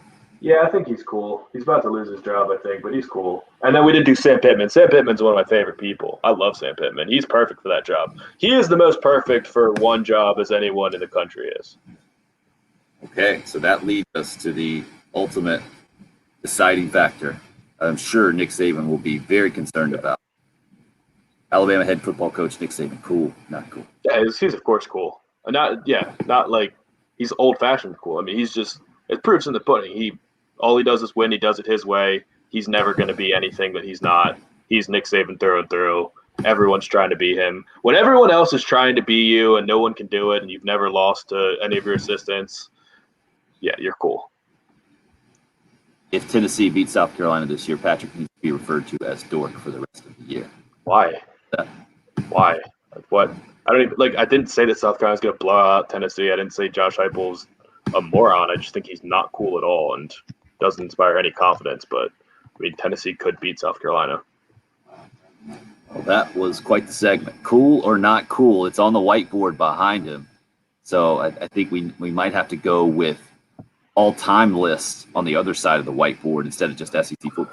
Yeah. Coaching standpoint. When is Clark Lee speaking?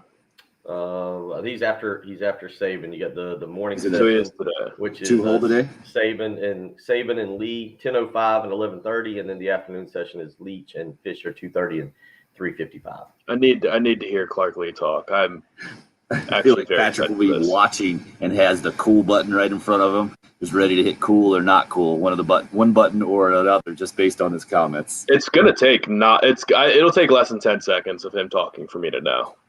Less than 10 seconds. Yeah, He's very open-minded. because all I know about him right now is that he went to Vanderbilt, was a good coordinator at Notre Dame, and then he took his players' numbers away, which could be a really lame move if I don't like his energy right off the bat, or it could be like, all right, this guy's a total hardo, but I kind of love it.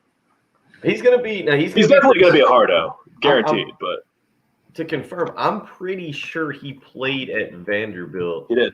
Okay, all right. So he's going to be pretty smart. Hmm? He's going to be one of the smarter people in the room today. But he might come off to you as a little bit too smart. And also, No, he won't come out with too smart. I didn't realize appreciate this. Are you guys aware of how old Clark Lee is? 40. He's younger than Shane Beamer. Is that correct? Beamer's 44. Yeah. 42 is Clark Lee. He would be would be the what is it, the fourth youngest. I was trying to do this. The only person that is younger than Clark Lee on this program would be Patrick. Nice. Okay, so he's younger than you. What? He's younger than me. He is 38. Okay, there you go. So that should Sorry, help Jen. him. I called Jen out for that one, but she did have a birthday, I believe, this week. So, sorry, Jen. You just beat him by a couple months. November 16th. Yeah, November 16th, he'll be 39. All right, we're going to regroup for this segment that will go down in radio history for sure. When we come back, college football playoff expansion. Dabo Swinney, not for it. Interested in your thoughts. 803-404-6100. It's the early game on 107.5.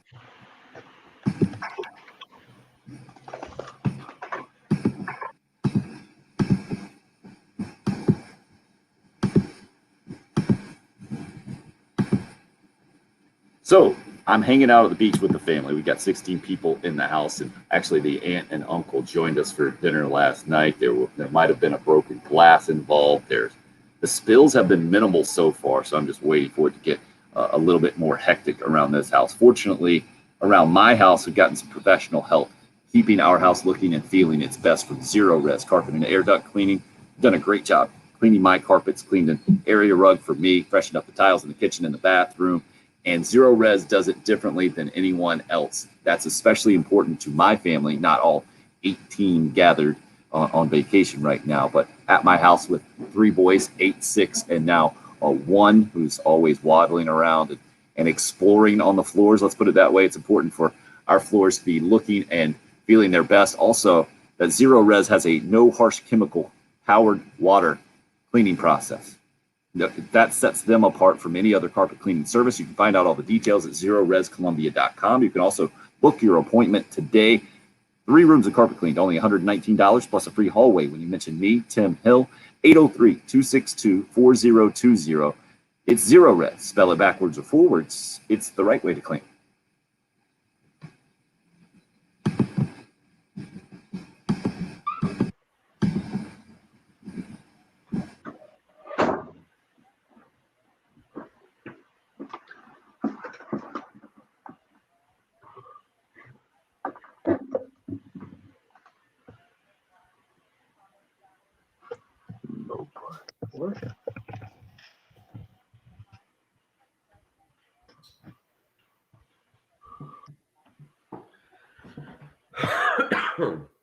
What is Mopar? Mopar? Mopar? What is that? I don't know. Is Tim wearing a hat this morning? I don't know, probably. Tim's always wearing a hat. Yeah, Did somehow you I know don't think about the new overtime? Oh, yeah.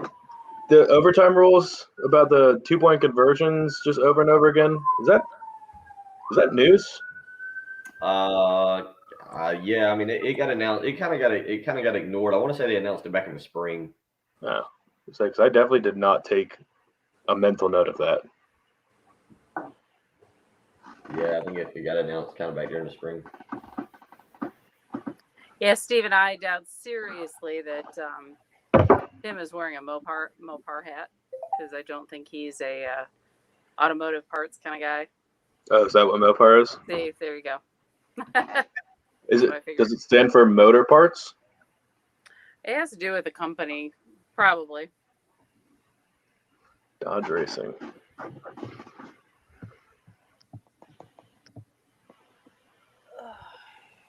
Who is this?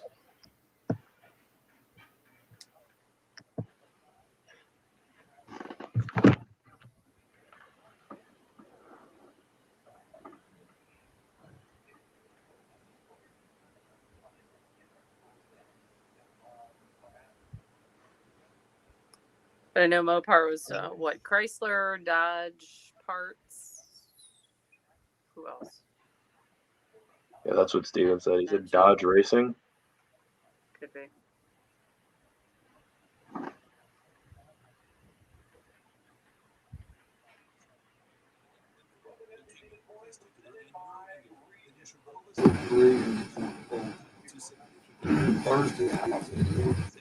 Mike Griffin.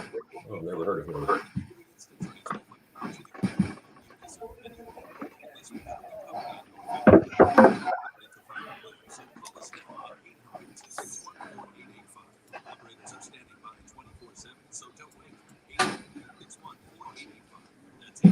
Is that hat for me, that reference that Steven's talking about? That's what he was asking, it looks like. Yeah, we just. No, this is that golf company. I think it's like Travis Murphy or something like that. Travis Mitchell, maybe. It's supposed to be a T and an M together. Yeah, that's a golf hat. Right. Kind of crazy. Wait, who are the 4 American golfers? I know Feedback. Bryson and Morikawa. What was that, Patrick? Where are 4 American golfers? Oh, in the Olympics? No clue. I know it's not I know Dustin. I would never even been able to tell you that there are 4 golfers per country.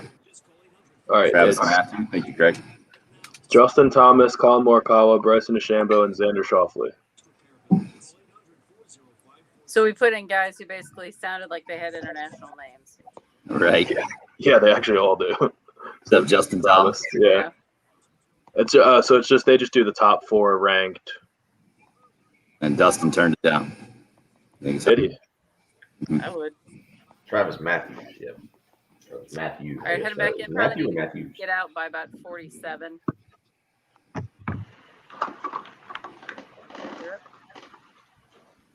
So not only SEC Media Days going down yesterday, it was the ACC football kickoff, which I guess they are in a centralized location this year. I think it was on Clemson's campus where the Tigers kind of opened things up for the first time in more than a year to reporters to speak in person to assistants, and also Coach Dabo Swinney, I think, spoke for more than an hour, as he typically does this time of year, giving expansive thoughts on questions lobbed his way, including what he thought about the expansion of the college football playoff from 4 teams to 12 teams. And he said he and his team not for it. Not surprising to me after having heard a similar story from North Carolina coming out. I think it was last week we talked about this, might have even been the week before. That's when I was kind of taken aback and didn't even, I guess I didn't see this coming from players concerned about playing more games, and then the narrative that 12 teams don't deserve a shot to play for the national championship. Similar narrative repeated from Clemson. From Clemson's standpoint, I get it much more than North Carolina's. Bill, what do you make of Dabo Swinney's take on the college football playoff expanding and his team not necessarily being for it? Yeah, I mean, it just comes across as they don't want a little bit more competition in there, and maybe Alabama doesn't. Look, we'll see what Nick Saban. I would assume Nick Saban maybe asked about this today. I have no idea when Big Ten Media Day is, and then what you may hear from Ryan Day.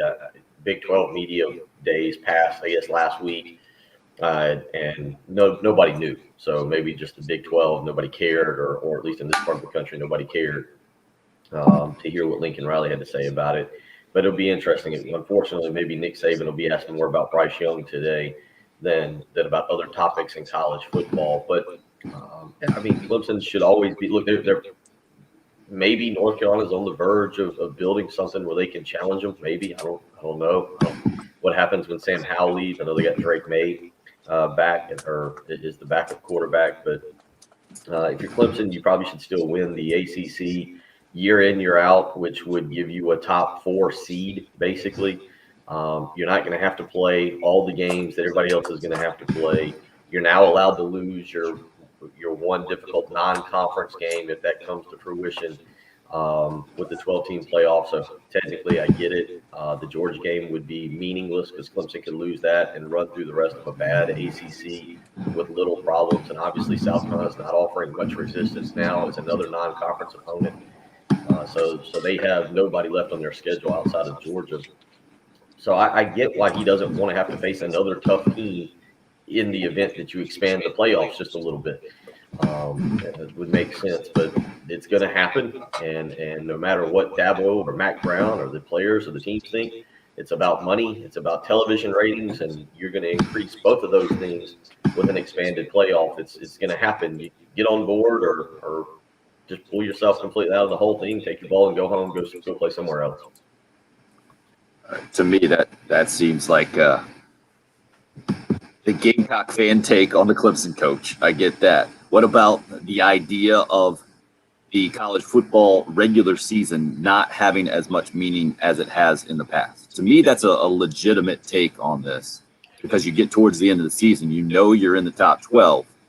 There is the option of not playing a guy for sure, of what we see in the NFL occasionally, of resting guys, especially guys who are banged up in the whole thing.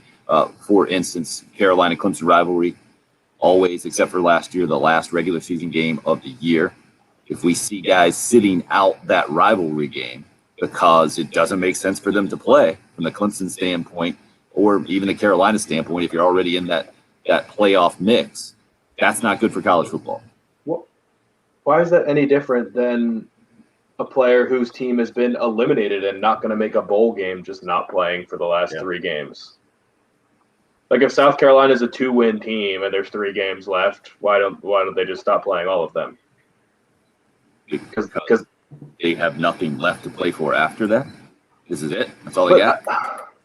I don't know. I just don't see that happen. Like, I think the rivalry games is the reason that this isn't going to happen. Like, Alabama's not going to rest a kid in the Iron Bowl just because they've got a playoff game coming up. If a kid plays one quarter against Mercer the week before Thanksgiving or just sits out completely, does it matter? No, that one doesn't matter at all. It's the rivalry big-time games that matter. That's not going to happen. No. That's not going to – and let's be honest, we're talking about a very you're talking about a very select number of teams that are in the middle of this. Now what you're talking about is the end of the season. To say ordered down the end of the season now becomes that much more exciting because you've got what, 7 teams fighting for at-large spots. Oh no, the season's watered down. No, it's not. The end of the season now becomes that much more entertaining because you've got what is essentially, I guess, I don't know what we call them, wild card spots, play-in spots, whatever you want to call them. You've got teams now fighting at the end of the season to get into those 7 spots. You're going to have your 5 conference champions. You're going to have your 5 conference champions. Most likely. And then you're going to, it's the way it's set up. And then you're going to have 7 teams fighting to get into those 7 spots. And so you're telling me now that the end of the season's watered down, that you get let's just look real quick here. I mean, you get It's more relevant. Your season's not over after one loss anymore. Well, exactly. In the end of the season now, some of the games that occur late in the season, I mean, in the middle of the season, I don't understand. You're just opening it up a little bit as opposed, like right now, LSU, Texas A&M, both probably second in the West. They have no chance, or I shouldn't say they have no chance, but let's be honest, by the end of the season, they really don't have a chance to unseat Alabama. They're not going to go to the SEC championship game. Their odds of getting into the college playoff are really slim. Not saying it's impossible, but it's really slim. Now, all of a sudden, that game that they play on Thanksgiving weekend, where they've now moved that game to, maybe they're playing for a spot in the college football playoff. So instead of it just being another SEC game at the end of the year, they're playing for a spot in the college football playoff. That game becomes even more meaningful. Look, I don't disagree with you. I was just trying to present that in the idea of fairness. Teddy B, also a Gamecock fan weighing in on the Cool Care Heating and Air text line, actually agreeing with another point that Dabo Sweeney brought up yesterday. We'll get into that as we continue to roll on this morning. Right now, need to take a quick break, though. You're listening to The Early Game. It's 107.5 The Game.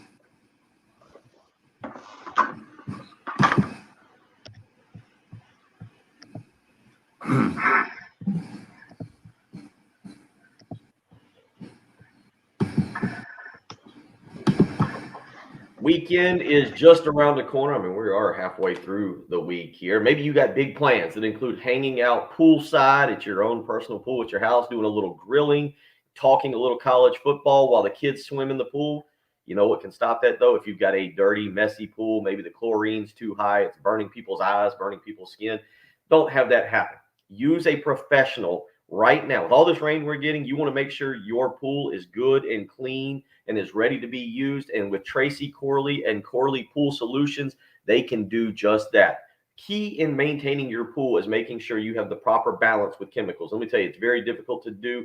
Corley Pool Solutions can handle that with flat rate pricing, including all the chemicals. So instead of you having to go to the store, spend all that extra money on chemicals, then come home and figure out what may be wrong, why you got a murky pool or issues in there, use Tracy Corley. He's been in business for 20 plus years. He is the expert when it comes to maintaining and keeping your pool ready to use. 803-445-8109. Again, that's 803-445-8109.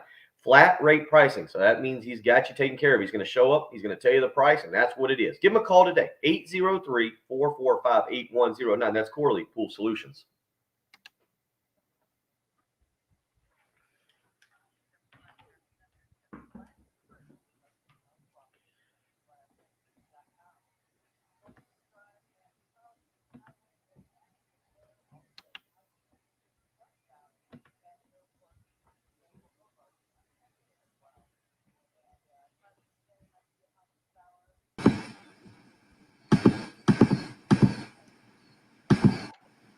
One-year-old not getting the concept of not being able to come out on the porch right now. Not happy with me. Caller.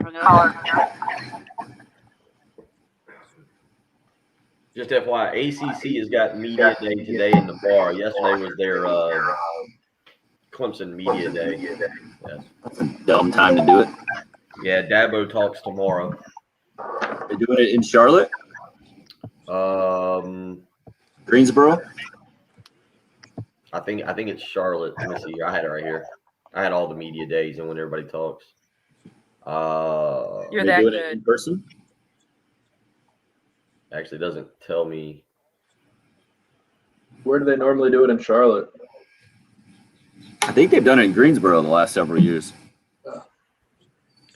Big Ten starts tomorrow and Friday, and the Pac-12 is all one day on Tuesday next week. And let's see. Oh, and just in case you're interested, Conference USA is today and tomorrow as well. All right. Good to know. When's the American Conference? I want to hear what Luke Fickle has to say about the expanded playoff. August 4th. Okay.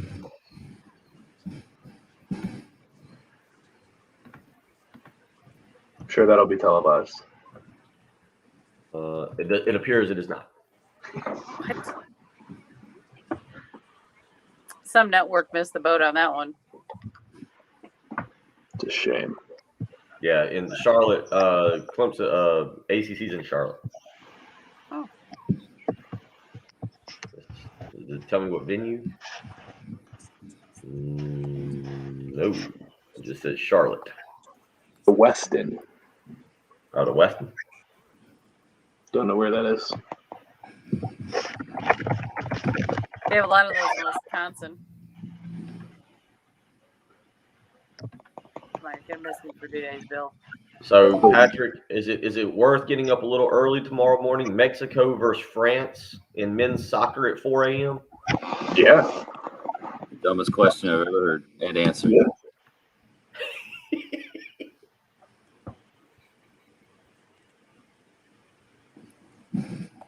I want to look at who's on those teams.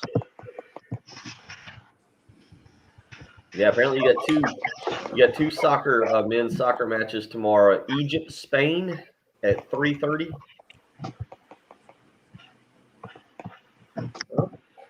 And in Tokyo Stadium, is Tokyo Stadium where they're doing when is opening ceremony? Is opening ceremony Friday morning? Did we agree that was that right? Friday morning Yep. at 7 our time, isn't it? So we'll be able to. I'll have that on television while we're doing the Friday show, of course. Live coverage. That'll be that's another 107.5. The game, the early bar, with watching the early Olympics or the opening ceremonies. Heath just put out a great tweet. Are you going to read it or are you going to make us go find it? Great for Twitter, not great for radio. Oh, Yeah. I'm not safe for. It is more than Okay, that's come back in.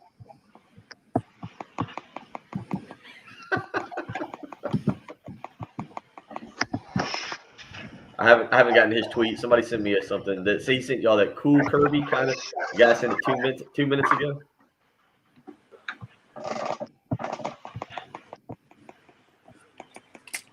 Oh, the picture of this guy. Wow, that's what it is. Although I think it was unnecessary for Heath to dress up and have someone take his picture just to prove that Alabama fans are crazy. What was that? Did the 1-year-old throw a glass out the door? Heath Klein working hard. 6:45 local time over in Birmingham at SEC Media Days #3, where Nick Saban due to headline things this morning. He just tweeted out a picture of a dude. What is this guy wearing? How would you describe this? Are we 100% sure that Heath didn't dress up like that and have someone take his picture just to show that Alabama fans are kind of crazy? Wrong colored eyes. I can see that. Those aren't the baby blues from Heath Klein. I have no clue what his eye color is, but I just wanted to say that. Is that Captain Alabama? Captain Tide? Something like that? He's dressed kind of like a superhero mask or a Marvel mask or something, Patrick. You're more the Marvel guy than me. How would you describe this guy? It's a luchador mask. Sorry. Right? No idea. Yeah, I've never maybe heard that. No, it doesn't look like a mask. It looks like a head covering and then some glasses that you would wear at Mardi Gras. Looks like he cut the bottom off a luchador mask. That's what it looks like. What is a luchador mask? Like the Isn't that like the mask? Mexican wrestling, Yeah, and that's the Nacho mask. I was Libre? thinking Nacho Yeah. Libre. That's the only thing I had for that. or Honestly, Rey it looks Mysterio. Looks like he has some kind of like a derby hat, or not a derby, but like like a Payne Stewart hat that he then draped like a cloth over or something. And a poncho, Flag. yeah. I Heath wonder will where be this wearing guy. the black and gold version of that at Pac-12 Media Days. For Colorado. Yeah. True, it's a good point. I wonder where this guy would be about expanding the college football playoffs to 12 teams. The idea of teams not being deserving is one I have a fundamental problem with. But it's out there. Dabo Sweeney mentioned it yesterday, the Clemson head coach, and we got a Gamecock fan, Teddy D, who actually agrees with them. I can't wait to continue this discussion in hour number 3. The deserving number of teams to be eligible in the playoffs to play for a national championship. I like giving teams a chance. I understand you got to earn it, but to what degree in college football will we ever agree on? Maybe we won't. Hour 3 coming up here on the early game on 107.5 The Game.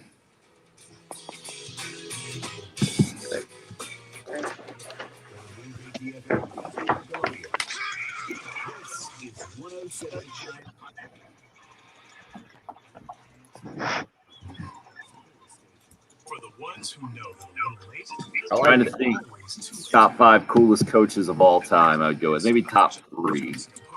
I like the guy. And it's a nice text that comes in because he explains it. But I like the person who just starts with, "I could not disagree more with Bill." Like he doesn't just disagree; he couldn't disagree more. Granger, for the ones who get it done. Heard you're buying a car.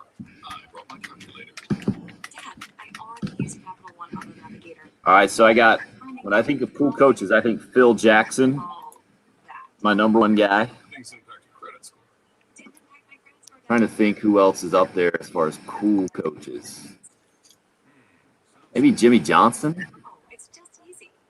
Capital One, what's in your wallet? Yeah. Ditka. Ditka's kind of a cool coach. Yeah. I mean, with the cigar, being an all-pro himself. Mm-hmm. Yeah, he was very confident. I don't know. I got to let a dog answer for you. Just a what? Got to let a dog up to the porch. Be right back. I can hear it. Oh, we want to watch this. I know, right? I guess I can't. I So, want to sneak Adam back, but I don't know if that's like not telling someone they're live on the air when you call them or not telling them they're on speakerphone. yeah, but that only counts for Tim wouldn't cuss at a dog.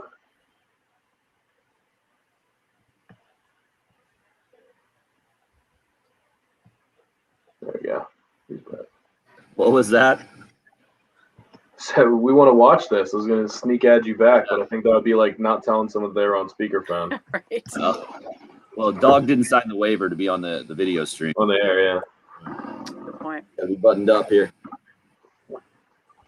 I'm pretty worried about that.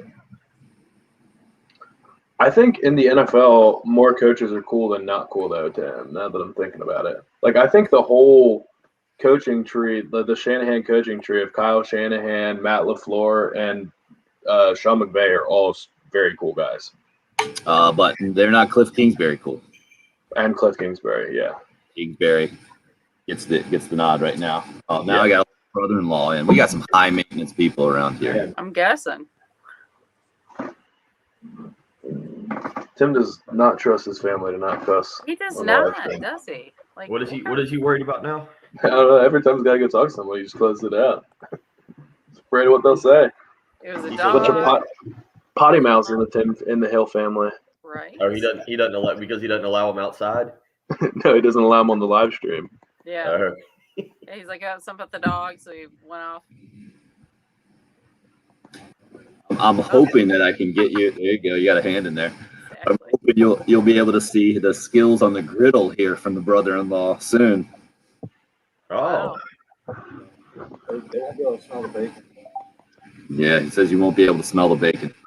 no, that's okay as long as the bacon's on the griddle and not in the microwave. It works. Here we go. True. When's the last time? And he says never. That a boy. That's a good family member right there. It's impressive. Now, do y'all have Not y'all really got one of American those? from Michigan. Somebody just gave Ashley.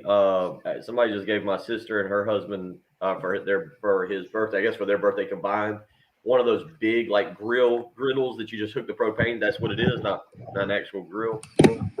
I'll show it to you. We got one here. It's empty right now, but it'll be in use soon. Yeah, we Oh, just look at that view behind it. That view would tie if he just. that one. Yeah, there you go. That's pretty cool. Ah, okay. Is it a Blackstone? Yeah, my sister has one at their house, and that's all they use. So they're like, we need to get this at the beach stat. There you go. So we all chipped in and I mean, got another that's one. essentially the same thing, even though it's when you said, would you call it, Patrick, a Blackstone or a Flatstone? Blackstone. I think that's just the brand. Yeah. I mean, it's essentially, I've never used one of those. I mean, that's basically the same thing as a grill. You cook everything on there. Is there a difference between a grill and that? I mean, It's like a hibachi. Yep. Yeah, my brother-in-law does it all the time at their house. He Really? got rid of his grill after he got this really? because he doesn't use it anymore. Just uses the griddle. That's my dad doesn't have a grill anymore either. Does it cook? I mean, does it cook burgers faster or differently, or it's just the same? Just because I would think with I will let you have the back and forth with the expert here coming up in the bonus segment of the video stream a little later on. Doing that, I know. That'd be fantastic. Well, I'll Wow, say everybody's in an interesting mood this morning. If Hope is calling Dabo a greedy jerk, Patrick's calling Heupel a dork. Okay. We are really in July right now, and people aren't handling it great. Yes, and my entire family of Bill Burrs. Is Well, it'll be a full moon in 2 days, so maybe that what it is? ramping up. I don't know this. I looked it up. I'm not that weird. I'm with you on Joe Madden. The Bruce Pearl one is very debatable, sir. See, Travis, I was about walking that. away. I was going to point this out. I don't think Dicko was a cool coach when he was coaching. The Dicko that we know now is the cool guy, the cigar smoking, he has that big cigar party at the Super Bowl. I think he's Right. more cool now and it's kind of like Jimmy Johnson. I don't know if Jimmy Johnson was a cool coach when he was coaching. Well, can you be a cool football coach? I don't think you can. I think you have to be. Pete Carroll. Wouldn't you say Pete Carroll? Yeah. I know that's Patrick. I don't like Pete Carroll. Just grumbles. Is Cliff Kingsbury a cool coach? Yes, that's what we're saying. All of the young coaches right now, LaFleur, Shanahan, McVay, Kingsbury, super cool. What about Andy Reid? Andy Reid's cool. Anti-cool. Wait, Andy Reid's anti-cool? Yes. He's I had a picture of anti-cool. Yeah. Andy he's Reid, non-traditionally cool. fogged up the mask. Yep.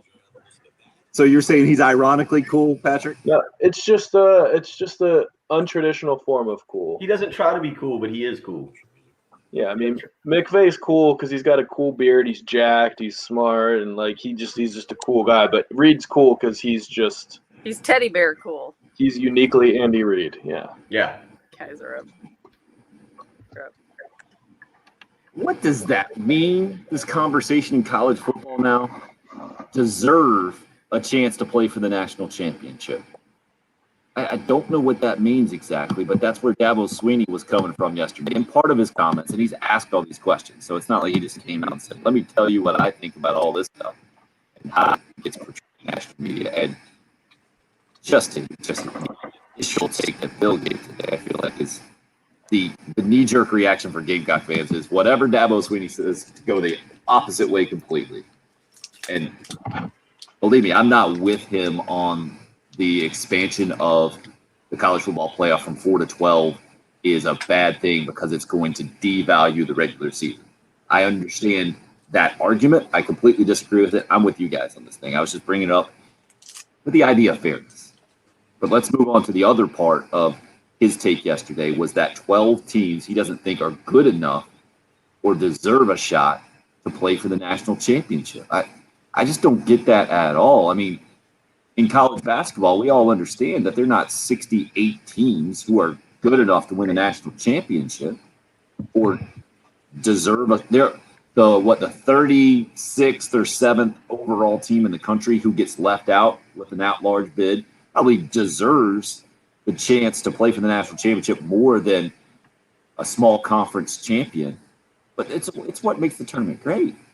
And I think an idea of any kind of underdog run at the end of a college football season by a number 12 seed would only bring more people to the sport. And it would be fantastic to watch. I'm all for this. And I don't understand the idea of deserve. I wanted to get to Teddy D's point, and then we'll get to Bill and Patrick's take on this, because Teddy D's a Gamecock fan. He says, it pains me to say this on the Cool Care Heating and Air text line, 803-404-6100 if you want to join. But I agree with Head Tater Dabo. Expanding the playoffs only begins to include teams that do not belong. I'd rather the playoffs go to a floating number instead of a locked number. 2 to 5 teams max. Last year, I would have eliminated Notre Dame after they got their butts whipped in the ACC championship. Had a 3-team playoff. Alabama against the winner of Ohio State and Clemson. A floating number is the best way to go. Now, that would be, and that seems to be the most nebulous, strange concept of all time. Yeah, it's just impossible to actually put into motion. And that would be so unfair last year if we all understand the theory, right? This goes back to what I was saying, that I feel like Patrick's listening to SEC head football coaches right now, and we'll be listening to Clark Lee specifically today from Vanderbilt with a cool or not cool button to press based off of his initial impression. That would be the eye test at home if we all had it connected to our remote control, right? Is this team a national championship team? Click yes or no, and that's how we all vote. In theory, I get it, because we talk about it all the time. They don't look like they deserve, or they just aren't one of the best teams in the country. They just aren't, because we haven't seen it with the body of work. But this idea of thinking about college football, and there are only a certain 2-3 teams that deserve it out there because you lose a game. Is that the deal? If you lose a game, then you're not deserving to play for a national championship because of the way that it's been done in the past. It's just it's an odd concept to me, much like it is that people think college football is going to fall apart now that the Alabama quarterback's making $1 million. But they're cool with head coaches making $8 and $9 million. I don't quite get it. Bill, where do you stand on the idea that there are only a certain very few amount of teams in college football who deserve the chance to play for the national championship at the end of the year? Deserve? I mean, what exactly is deserving? Exactly. How are we labeling deserving? Because exactly what goes into that? Because there's 2 ways. I feel like there's 2 ways that this breaks down. You're either telling me that we don't need to have a college football season at all. Let's just say we know right now. What do y'all think? How many teams have separated themselves from the rest of college football? Alabama, Ohio State, Oklahoma. Who's your fifth? Georgia. Okay. If you're telling me, if you want to be that person to say that these teams aren't deserving, that other teams aren't deserving, then what I feel you're telling me is that we know who the 5 best teams are talent-wise. We know that, and then nobody else is deserving. Was Coastal Carolina last year deserving as a 12 seed? They were 11-0. Did they deserve to get a chance to play for the national championship? Cincinnati. I'm asking, were they? Yes, absolutely. Yes. They didn't lose. Cincinnati didn't lose. I'm looking at the end of the regular season here, which is odd because I see college football playoff rankings. So the final college football playoff rankings, Cincinnati was 9-0. Did they deserve to play for the national championship last year? I think absolutely. Indiana was. Let me give you one more. Indiana was 6-1. Their lone loss was to Ohio State, who made it to the national. Did Indiana deserve to play for that? So there's Texas A&M was 8-1. Did they deserve to play for a national championship? I think that's why I don't like the deserving. Yeah. Like because what does that mean? If we're going to break it down into deserving, we all know right now there are 5 teams, as Patrick and I just said, that have separated themselves talent-wise from the rest of college football. Just take those 5, give one team a bye. Let's not even have the season. And let's just let those 5 teams, because right now the way they're recruiting, what they've built from their programs is better than everybody else. So that's my argument number 1 on that, on the deserving. 2, I don't like this theory that there's going to be more blowouts.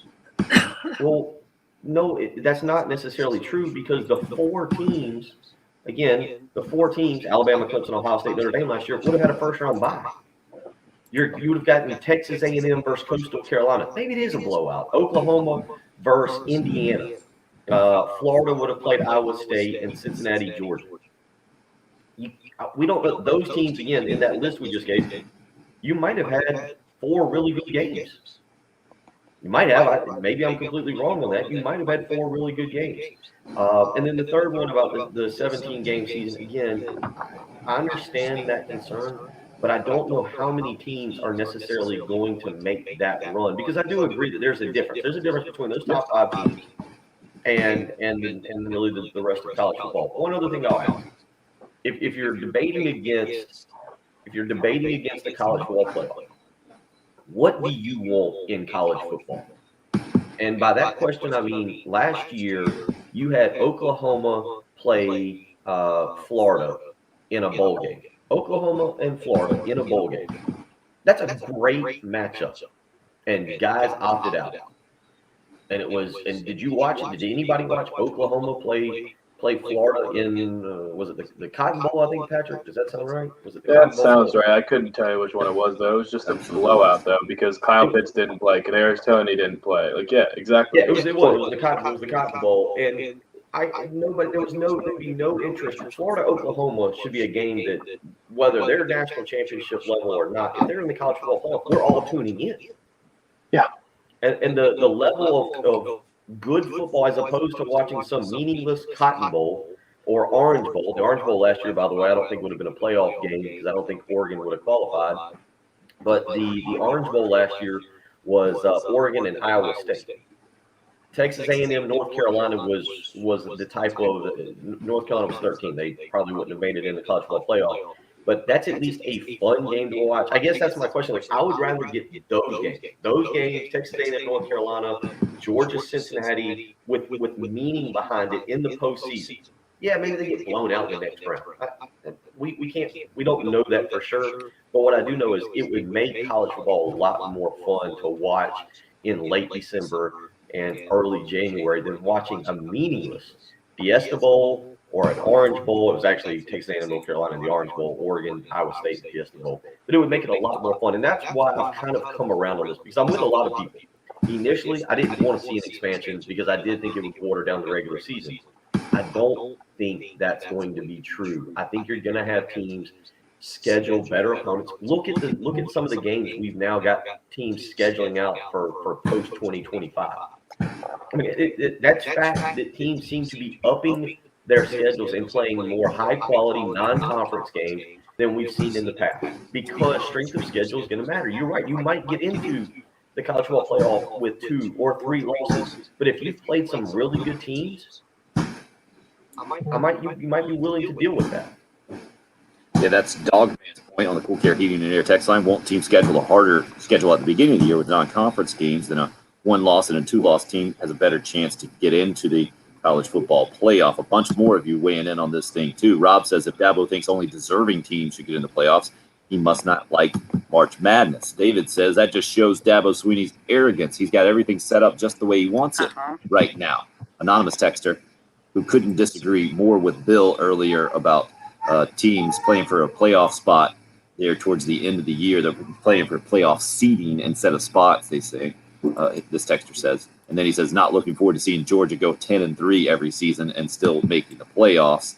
Some teams can lose a game. Clemson loses every year, another texter says. That's what's screwed up about it. And that's kind of my point, that if you are coming at it from the point of, I like the way it's set up now, and you're thinking that's fair, and college football is set up in such a strange way. If we did what Mark Emmert said from the NCAA standpoint and said, what if we just came to organizing this thing now instead of how it's been set up and making adjustments? No one would ever set up college football the way that it has been set up recently with these random bowl games and the whole thing. It's just the old system trying to evolve and figure it out.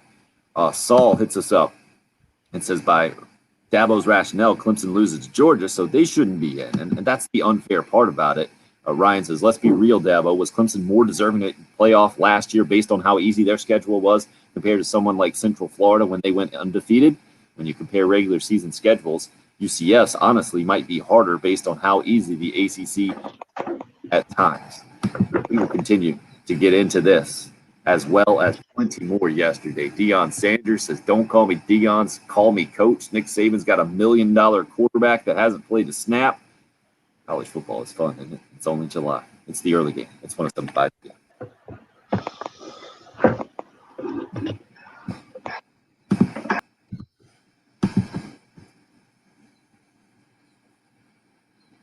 It's the timing right now. That's the thing, right? We're in July. We haven't kicked off preseason practice yet, but the college football discussion couldn't be much more fun because there's so many things out there and no one's lost a game.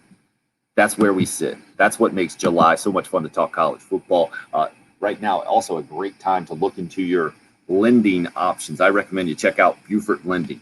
Give Benji Getzy and his team a call, 843-524-2404. The proud sponsors of our video stream, been in the business for almost 25 years. Plenty of experience with Benji Getzy and his team, and they are confident they're going to find you the best deal out there in these record times now for whatever loan you're looking for in the market for. Maybe it's a VA loan, a USDA loan, conventional, construction, renovation, whatever you're looking for. Benji Getzy and his team, plenty of experience dealing with that and will get you great numbers. I can attest to that personally, having gone through this process with Benji, and the numbers that he showed, absolutely mind-boggling about the buying power that you can get at this time. Check out Benji. Put Buford Lending on your list. Let them prove to you. Give them the opportunity to prove to you they can find the best deal. That's all they're asking for. That's Benji Getzy and Buford Lending, 843-524-2404.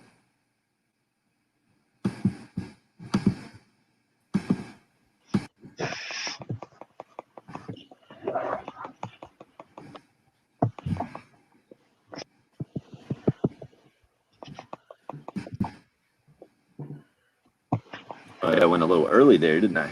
Yeah, I saw you. I didn't. I was thinking for some reason 8:10 because I just saw the breakdown. You get a nice 25-minute segment in here. Yeah. We better argue.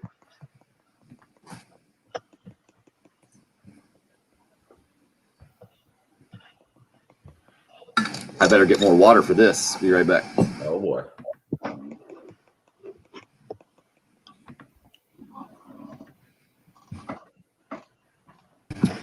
Could you guys hear the basketball bouncing, by the way? I tried to take my mind out. That's good. Blow me. Just that car honking. Yep, I hear that.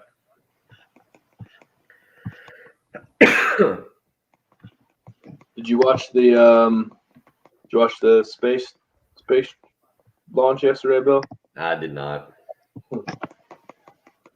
I did not. I got the SEC Media Day on now. I've basically had that on for the majority of the week. You saw the spaceship, right? I mean, I did see about what it did. No, but you saw what it looked like. I don't know. I saw a picture of like some kind of weird like plane. I to be honest with you, I didn't pay that much attention. Like I didn't know if that was the real. Was it a plane or was it like a ship? I don't know what it was. But have you seen Austin Powers? All of them? Have I seen what? Have you seen Austin Powers? Yeah. I mean, because I saw whenever it came out. I haven't watched them in like. Yeah. It's one of those things where if it's own, I would actually probably watch it, but I don't think my daughter Austin wouldn't catch any of the jokes. Like Austin would completely not get any of it. No, but Ansley's at that age where I have to now be a little bit more selective with what I'm watching. No, but because of the space launch, Craig said what the spaceship looked like. It was like a video of his spaceship launching, and then they cut it in with the scenes of when they're watching Dr. Evil's spaceship. that looks like somebody's Johnson. And then like it just keeps going on to the next thing. Yeah. There was, I tell you what, he's the master of that. You know, that clever editing and wordplay, and yeah. But it was perfect for yesterday because that's exactly what Bezos' ship looked like. It was just ridiculous. That's funny. Then he came down with his cowboy hat on, just went full heel. Said thank you to all the Amazon customers because you paid for this thing. Yeah, well, and he thanked his employees too with him. I didn't think that was heel, but yeah. Well, everyone is mad because they're like, this is not. People are just on Twitter mad whenever rich people just flaunt their money for unnecessary things. No one can ever boycott Amazon though. Yeah, I think it's too ingrained. You know, it's too. I really wish that they would do more local. And there's not really a way to do that. I would love to find a way to support local more, but I would love to also have them have a section that is strictly made in the U.S. stuff. Yeah. You know, that would be a huge thing for me. Is Charlie still on the phone? Jen?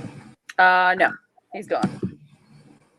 We had another guy who called a second ago and said you guys are making him mad. He was laughing, but you're making him mad talking about, you know, Clemson's schedule and you know how we're saying that they wouldn't necessarily deserve to be in the playoff with strength of schedule. I said, but it's true, right? No.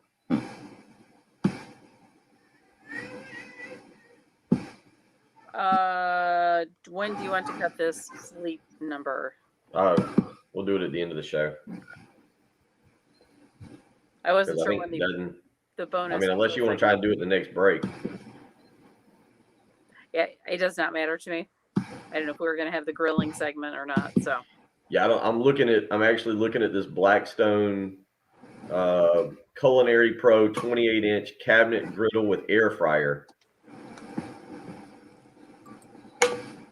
So you have a grill and an air fryer. Wow.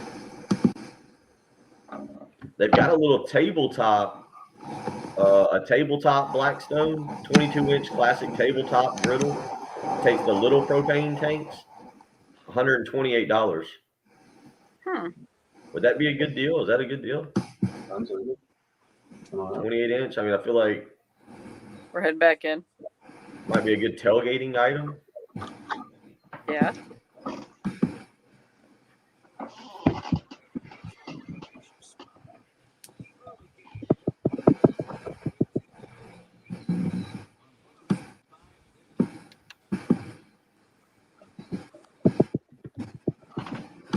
You guys are up.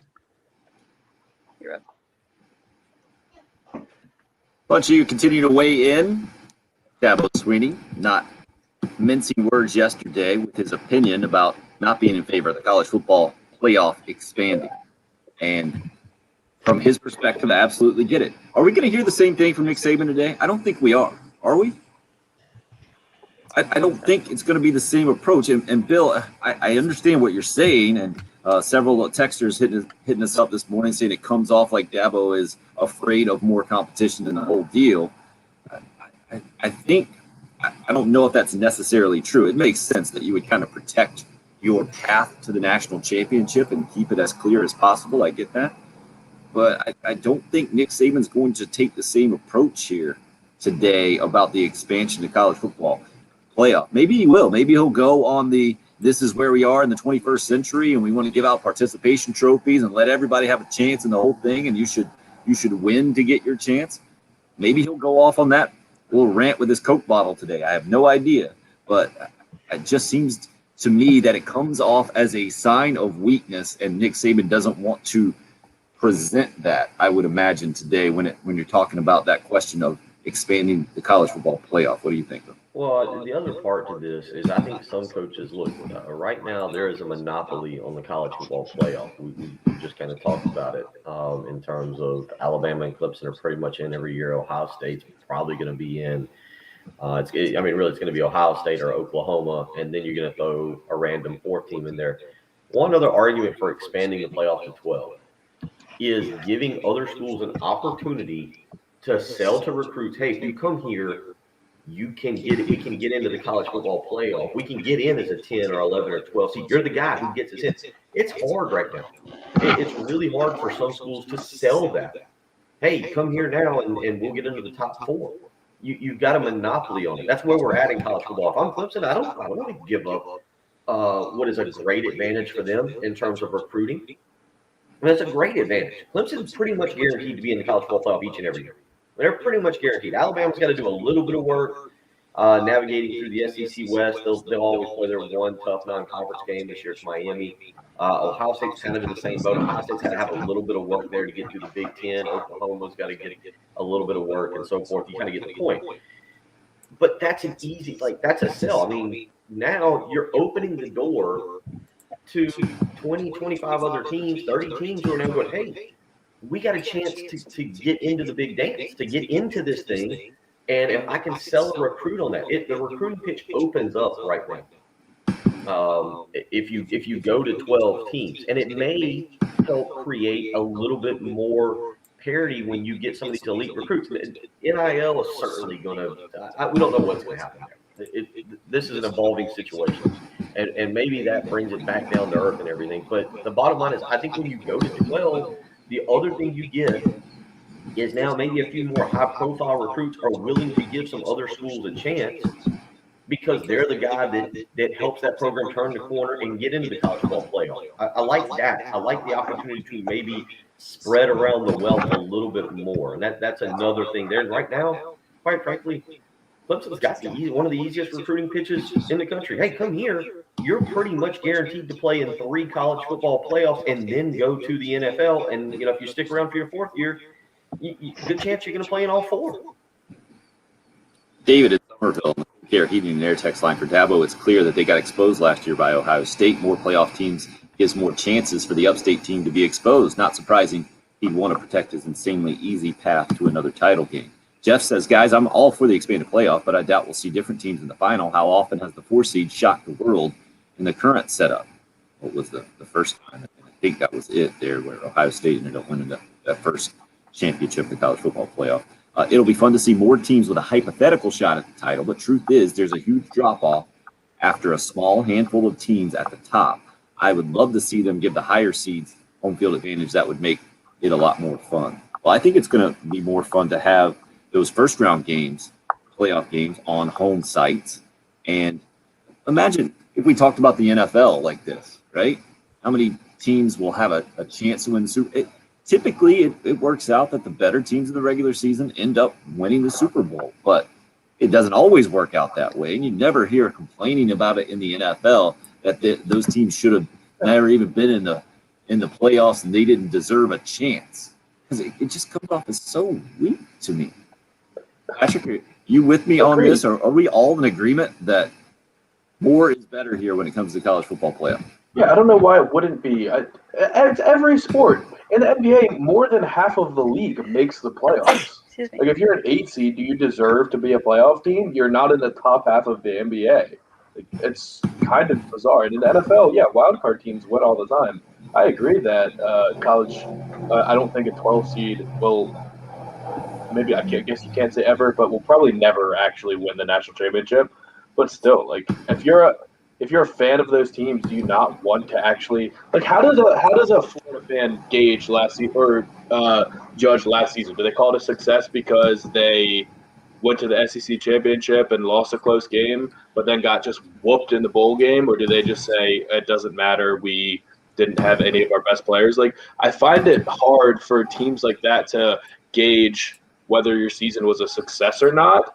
And now I think you can kind of say, hey, if you're a playoff team, your season was a success. And you can actually have fair matchups in the bowl games, which, I mean, we've said it a million times. That, Bill, you said it already. That Oklahoma-Florida game should have been awesome. The UNC-Texas A&M game should have been awesome, but all of UNC's running backs and receivers opted out. And Kyle Pitts, who everybody wants to pay to see, opted out. Kadarius Toney opted out. Like, that by itself is all the selling point you would need. I just can't imagine anyone being against that. It's crazy to me. I mean, Hold on just a second there, Bill. Harry T hit us up and wanted to make a point that if you want to be paid for name, image, likeness, then you may not opt out of games. Tie them together. as you were saying that, Patrick, The game. What's your name? it makes sense that if you're going to sign endorsement deals, like North Carolina yesterday, did you guys see the news that they made? They've got a collective endorsement deal where now their players can be seen in their logo and paid for it. So this is going to turn into, hey, if you're on national TV, if there's a bowl game, a postseason game, whatever, that you're going to get paid for it. Can you spell that for me? You're going to be featured on that thing. The possibility at least arises, Bill, for that now. No, I don't believe that. Alright, And here's Kent, why. hold The on, kids and that are I'll- opting out aren't coming back to school. And the kids that aren't coming back to school are going pro because they have confidence. Debo Samuel, a good example. The kids that Patrick just mentioned, I can't remember who got drafted, but I know they got drafted within the first 4 rounds. Those guys are probably already getting money, like as soon as they leave with an agent to go start training to do that. Those kids are still getting paid. They're not missing. They're not going to miss any money. No, you absolutely would miss out on money if you're getting paid a certain amount of money per game, especially per nationally exposed game. And I would assume you get paid You're going more. an agent's going to possibly offer you the same thing. No, they're just fronting you that money, and then you gotta pay it back. They'll I turn think- the game. They'll flip the game on it. They'll change. Look, they can change the rules on that just as it's being changed. I don't see that impacting. I think the other question to me is what do the bowls exactly mean now? And as Patrick, I think last year was weird, like COVID and all that. It was very weird. But go back and look at those bowl games, and we've seen the decline in bowl games. And if you don't care for bowl seasons. I get it. That's fine. I feel like the majority of people who listen to this program and to this station love college football, and you don't just love your program, be it South Carolina, Clemson, Georgia, Tennessee, whatever. You love college and you want to watch good games. Maybe I'm wrong on that.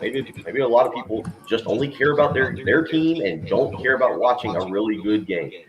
I think an expanded college football playoff would be fun to watch. I'm with Patrick. Do I think that a 6 through 12 seed is going to make some kind of ludicrous run, play 17 games, and win a national championship?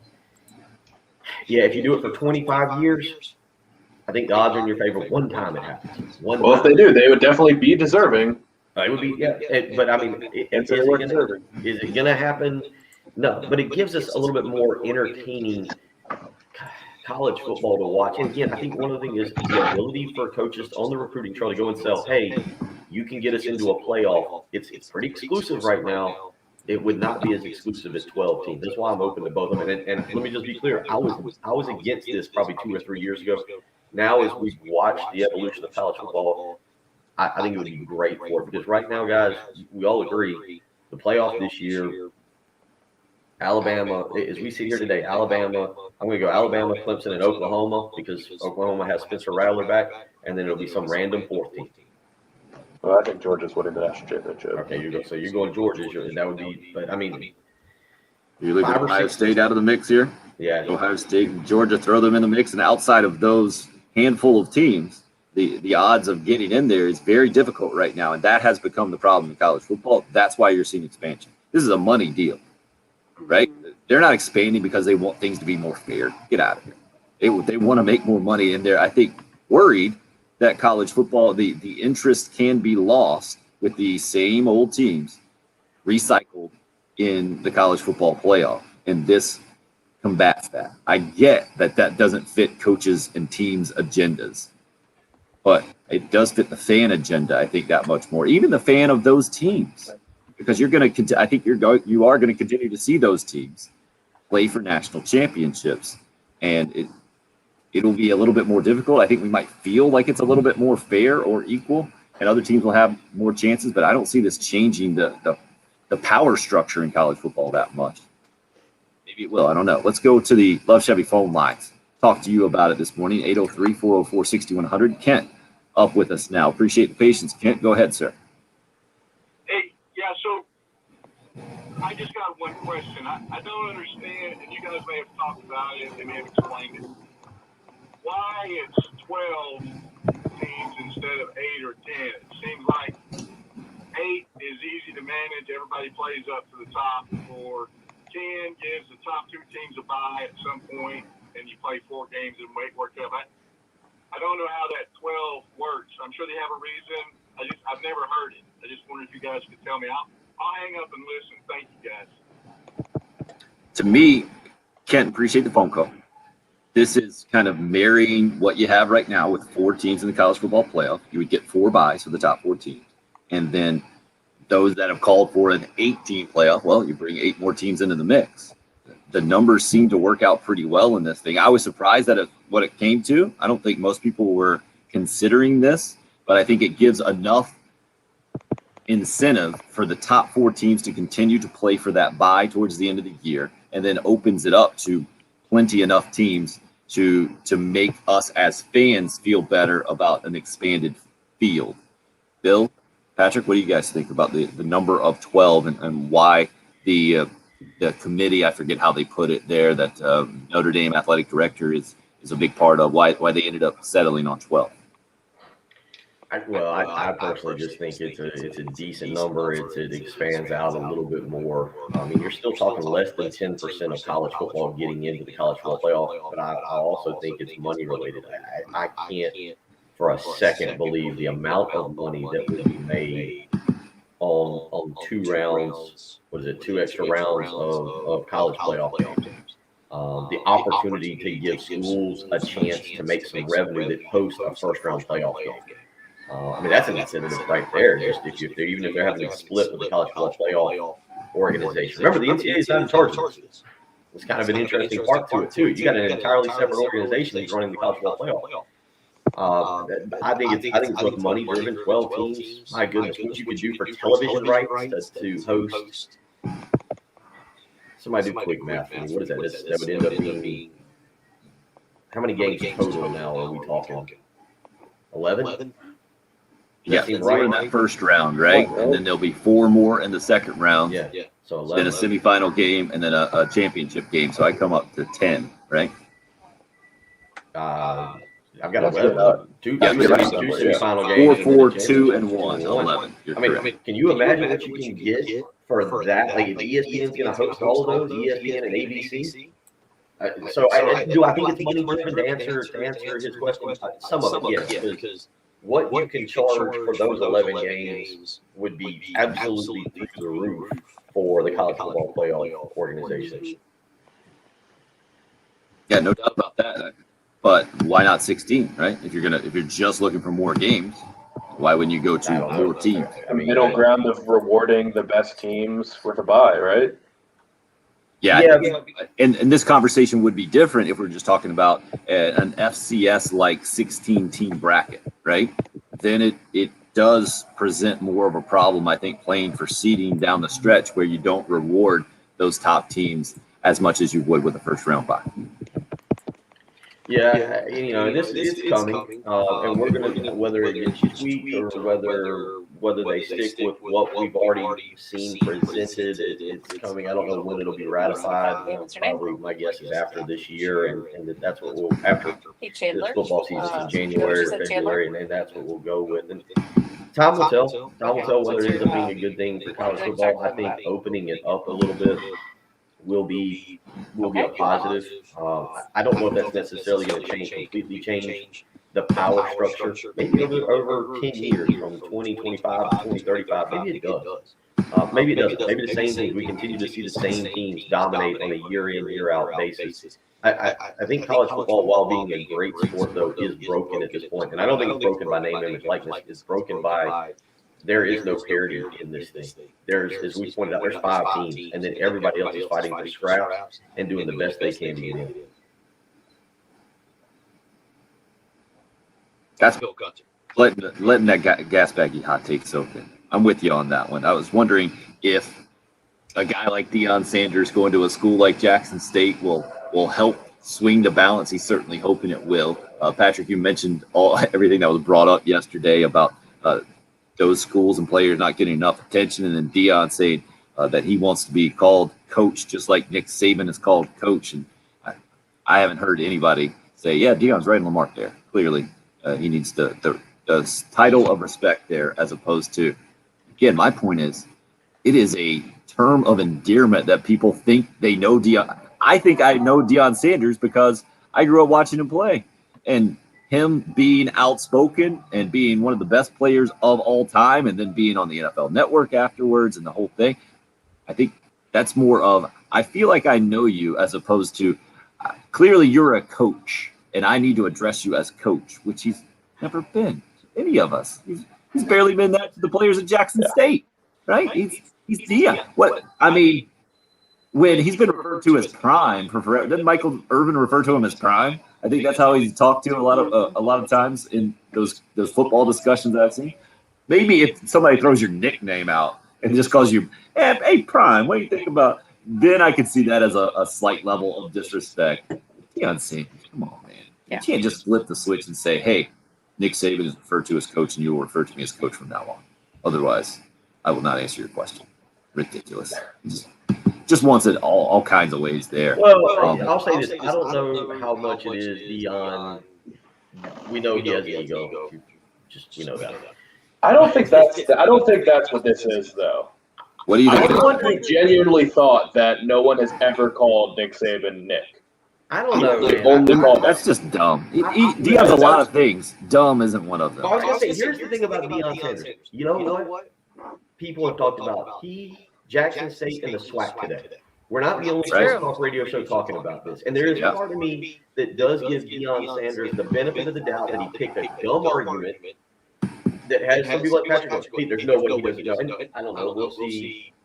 Look, I will now watch more intently Nick Saban on the podium at 10:05 this morning and see how many times a reporter. Because I remember there was an Alabama beat writer that criticized someone for calling him Nick and said, like, we only call him Coach Saban. And the guy got dragged for it because it was like, he's not my coach. He's never coached me in anything. He's a grown man. I'm going to call him that. Like, you can't just tell me to call you coach. You're not my coach. Sorry. You're just a guy. Yeah, I'll be interested to watch that today. But I think, Tim, you're with me on this. I don't put it past Deion Sanders, who is trying all he can do for HBC, was it HBCUs? For Jackson State, for his own image, to have picked this argument just so that today, I mean, because even did any of you know that Deion Sanders and the SWAC was having media days yesterday? No. Is anybody aware of it? Rhetorical question. I will let that go as a rhetorical question. To me, it's the Nick Saban comparison that makes me think he was doing this for the headline value or obviously kind of trolling. Like if he'd just said another coach or maybe one of his coaches, then I get it. But to put yourself in the same category as clearly the greatest college football coach and maybe the greatest coach of anything of all time, that's the ridiculous part to me. I wanted to get one more quick phone call on the Love Chevy phone lines at 803-404-6100. Chandler wanted to weigh in as well on the expansion of the college football playoff from 4 to 12 teams. Go ahead, Chandler. Yes, sir. How are y'all? Thank you for taking my call. So y'all might have answered this, but I was just got a more so like now you kind of do a neutral site for a college football playoff. When it makes it to 12 teams, do y'all like it better with a little bit of home field advantage playing at home, or do you still like the neutral site and that kind of thing? I kind of feel indifferent about both, but I'll hang up the list. So thank you so much. Appreciate it, Chandler. I think it's the perfect mix of both. You get those first round games, the 5 through 12 teams, 5 through 8, those 5th through 8 seeded teams get to play at home, and the higher seeded teams have to go on the road. It's more difficult. You're rewarded for being better. You get the home field environment, the pageantry that is involved in that in college football, and then you get still the traditional bowl games being able to be tied in to those semifinal and national championship games. Patrick, looks like you're nodding your head in agreement there. It's just another thing to protect the integrity of the regular season as well. Like we were saying, the reason you play in week 12 is because you want that first round bye, and the reason that you continue to keep playing if you're in the bubble and floating in that 5 to 12 area, you want to host the playoff game. So you're always going to play. You're not going to rest your players, and you're going to play hard every game because seeding is going to matter. So it's enough to give the team an advantage and make them continue to play hard for the entire regular season. Bill, concur? And it's fun. That it is. I mean, it's just way more fun. Like I'd Nobody much would get rather. bored. I agree. Nobody would. No, I'd much rather watch game day in Athens on campus with kids going crazy and a loud stadium rather than in Centennial Park or wherever they do it in Atlanta for just another college football game in Atlanta. I think it enhances the game. I mean, I'm with you. I think it makes it more fun. I'm with you when you say fun. I think it makes it more fun in the month of December to see some meaningful football besides just 2 games. And real quick, I just went back and did the numbers on this because one of the texters said it's not about. I think it was Brad. How many games is not as important as how competitive each game will be. You know what, man? Here's the thing about that. I just ran there 16 games in the BCS era. Okay, 16 games from '98 to 2013, 16 games. You guys want to ballpark real quick? How many of those games were decided by 9 points or less? 6. Wow. Okay. Never mind. That was a bad question on my part. Oh, maybe it's just a bad guess. What do you got? No, that was 10 games were decided. 10 games, 10 out of the 16. So 6 games were decided by single digits. And you had some clunkers in there. Florida State as a 17-point win over Virginia Tech. Oklahoma in that 13-2 thriller over Florida State in 2000. Miami bludgeoning Nebraska. You had USC, Southern Cal thumping Oklahoma 55-19. Now you got some great games. Occasionally you got some great games. You got that Miami Ohio State game in 2002. You got the Texas Southern Cal game in 2005. We did get a few good games. My point is, whether it's what we said 11 games or 1 game, I don't know if we're talking, because the BCS era didn't always produce these great games. You had an Alabama 42-14 thumping of Notre Dame, a 21-0 beating of LSU, 37-21 beating of Texas. So you had a lot of games there that weren't necessarily competitive. So just because you have the top 2 teams doesn't mean that we're getting a great quality game. And we've seen that in the semifinals as well, the college football playoff. Troy, a Clemson fan, says, I like the show, usually respect the fact that this is the Gamecock station, but today's been pretty brutal towards Clemson. And it's not to me, it's not a Clemson thing. This is a anti-college football playoff expansion take that Dabo Sweeney has verbalized and been out and put that out there yesterday. Again, I feel like we had a similar conversation when that headline first came out from North Carolina and Mac Brown. It's just that it didn't apply very much to North Carolina. That was the more ridiculous part for them, just because they'd never been part of the college football playoff. I get much more where Clemson's coming from than where Mac Brown and North Carolina was coming from. 803-404-6100. You can call or text if you have a final thought. Dramatic conclusion of the show coming up. It's the early game here on 107.5. This is South Carolina head women's basketball coach George Staley, and you're listening to the home of the Gamecocks, WNKT FM Eastover, 107.5. The game. Hey, you're in the market for some furniture out there. Maybe I'm always talking about getting your house looking its best. One way you can do that as well is to upgrade your furniture right now, especially in the summertime where you need to kick your feet up sometimes. Daniel's Fine Furniture and Bedding is the place to go. Out near the back of the airport, they're known for the 3 Bs, the best furniture, best service, and best price. But I mentioned kicking your feet up for a reason, because they have a leather gallery at Daniel's Fine Furniture where there are leather recliners as far as the eye can see. Maybe not quite that far. There are a lot of leather recliners, other recliners there as well. It's called Motion Furniture. I've been educated on anything that moves and is furniture called Motion Furniture. I get that. So like a recliner, a reclining sofa, love seats. They have this is the bread and butter at Daniel's Fine Furniture and Bedding. You need to go by and check it out. And the reason you go by there is that when you walk in, you'll realize that you're not just a number in like a big box store and the whole thing. This is Daniel and June Clark. They've been doing it for 25 years here in the Midlands. This is a family-run operation, and they're going to treat you like family as well, not just see you as a customer. They'll see you as part of their family now, and they want to make sure that they not only satisfy whatever you came in looking for, but whatever you might need in the future as well. Be part of the Daniel's Fine Furniture and Bedding family. 3911 Edmond Highway is where you can go see them. West Columbia, out the back of the airport near Highway 302 and Dunbar Road. Remember, when it's time to save, it's time for Daniel's Fine Furniture and Bedding.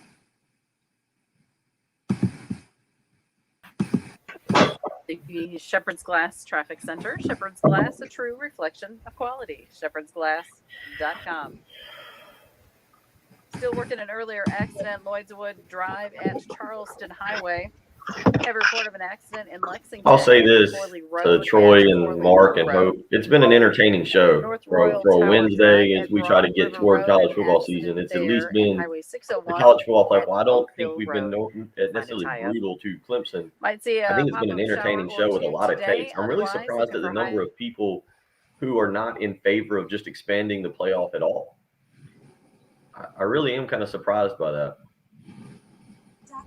Shift hiring gears with Indeed. They go beyond the resume. And I just think it's 135 skills overall good for the game. I think the more important point is just like the games are going to get played anyway. Do you want them to be good games where the players actually play, or do you want them to be bowl games that no one's going to care about? Yeah, that's true.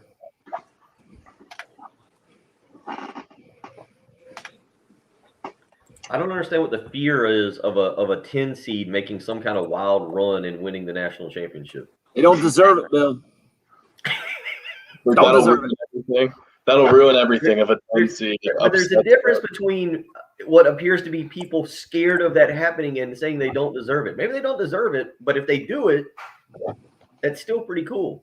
Well, because obviously they deserve to win it that day. They were the best team. Like, they worked their way up like every other teams would have. So I think the argument's dumb. How ironic would it be if Clemson ends up losing 2 games this year, gets in, or the first year they expand it in a couple of years, gets in as the 12th seed, makes a run and wins it? That would be entertaining. Well, that would not be entertaining. Ironic. I hear you. Hope, just talking with people, though, I know that there's more of a chance of an upset, but again, it allows coaches to really sell the opportunity to get into the playoff in recruiting. Right, but a coach like Dabo Swinney doesn't have to sell that. He's got Exactly. it. Those handful of programs already have it. I get why they don't want to allow it to be sold elsewhere. I mean, just comes off as disingenuous.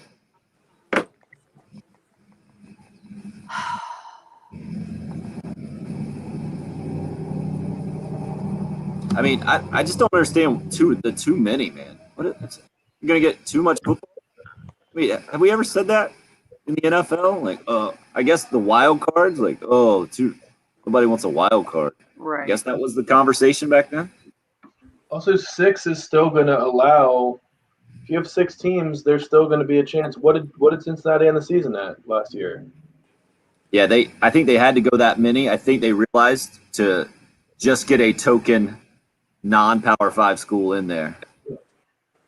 12 is enough that every team that wins all of their games is going to make the playoffs. If you win all of your games, you deserve to have a chance to keep playing. And if 6 is the case, Cincinnati probably still wouldn't have made it last year. So, yeah, Mark, you're talking about 14 total, right? 7 on each side. 14 total teams in the NFL playoffs. Great. yeah. I don't like the 7th team either. I don't like how one team gets a bye. I think that's a little strange. here's just another interesting thing. What does Notre Dame end up doing? Does this force Notre Dame into a conference? I think that would they could never get a first round bye if they're not in a conference. Right. I think it would take them being in position to do that once or twice and it not happening until the big boosters would allow it. Well, aren't they always in position? I mean, every time they've made the playoffs, they would have been in position for that now. Right, which has been, what, 2 or 3 in the last, how many years? 7, 8? Right. But I think it would actually take it as opposed to the hypothetical of it right now. Well, Troy, you're right. I mean, I'm sure. No doubt. But no doubt.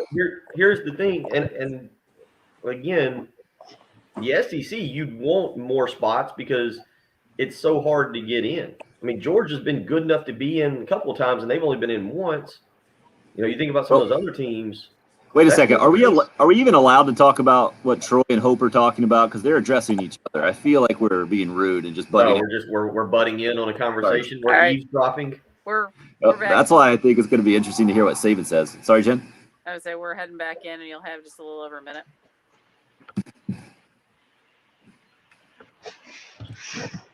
There you guys are up.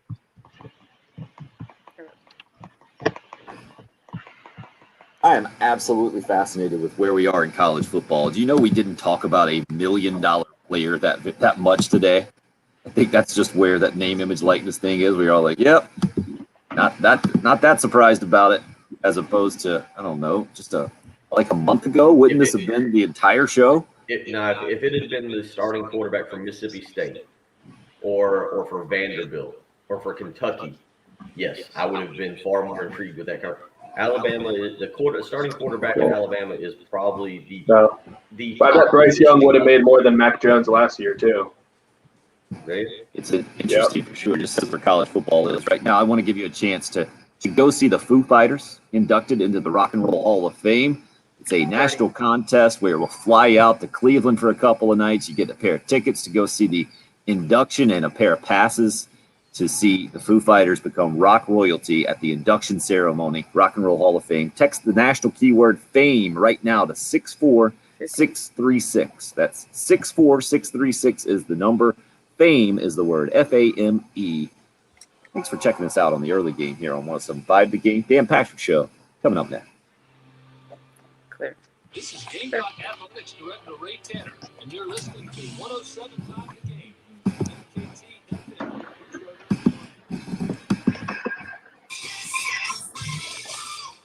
All right, Jim, nice work there. That was a fun show.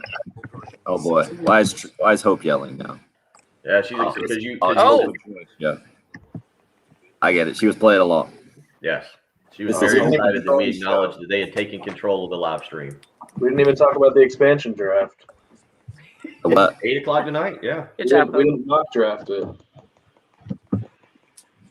I'm concerned with your draft interests, sir. Thank you, John.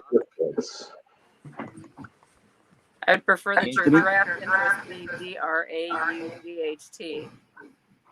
Right. All right. Mark, well done. Veiled shot to finish it up. Not that veiled, I guess. No, it's not. All right, live streamers. We'll do it again tomorrow.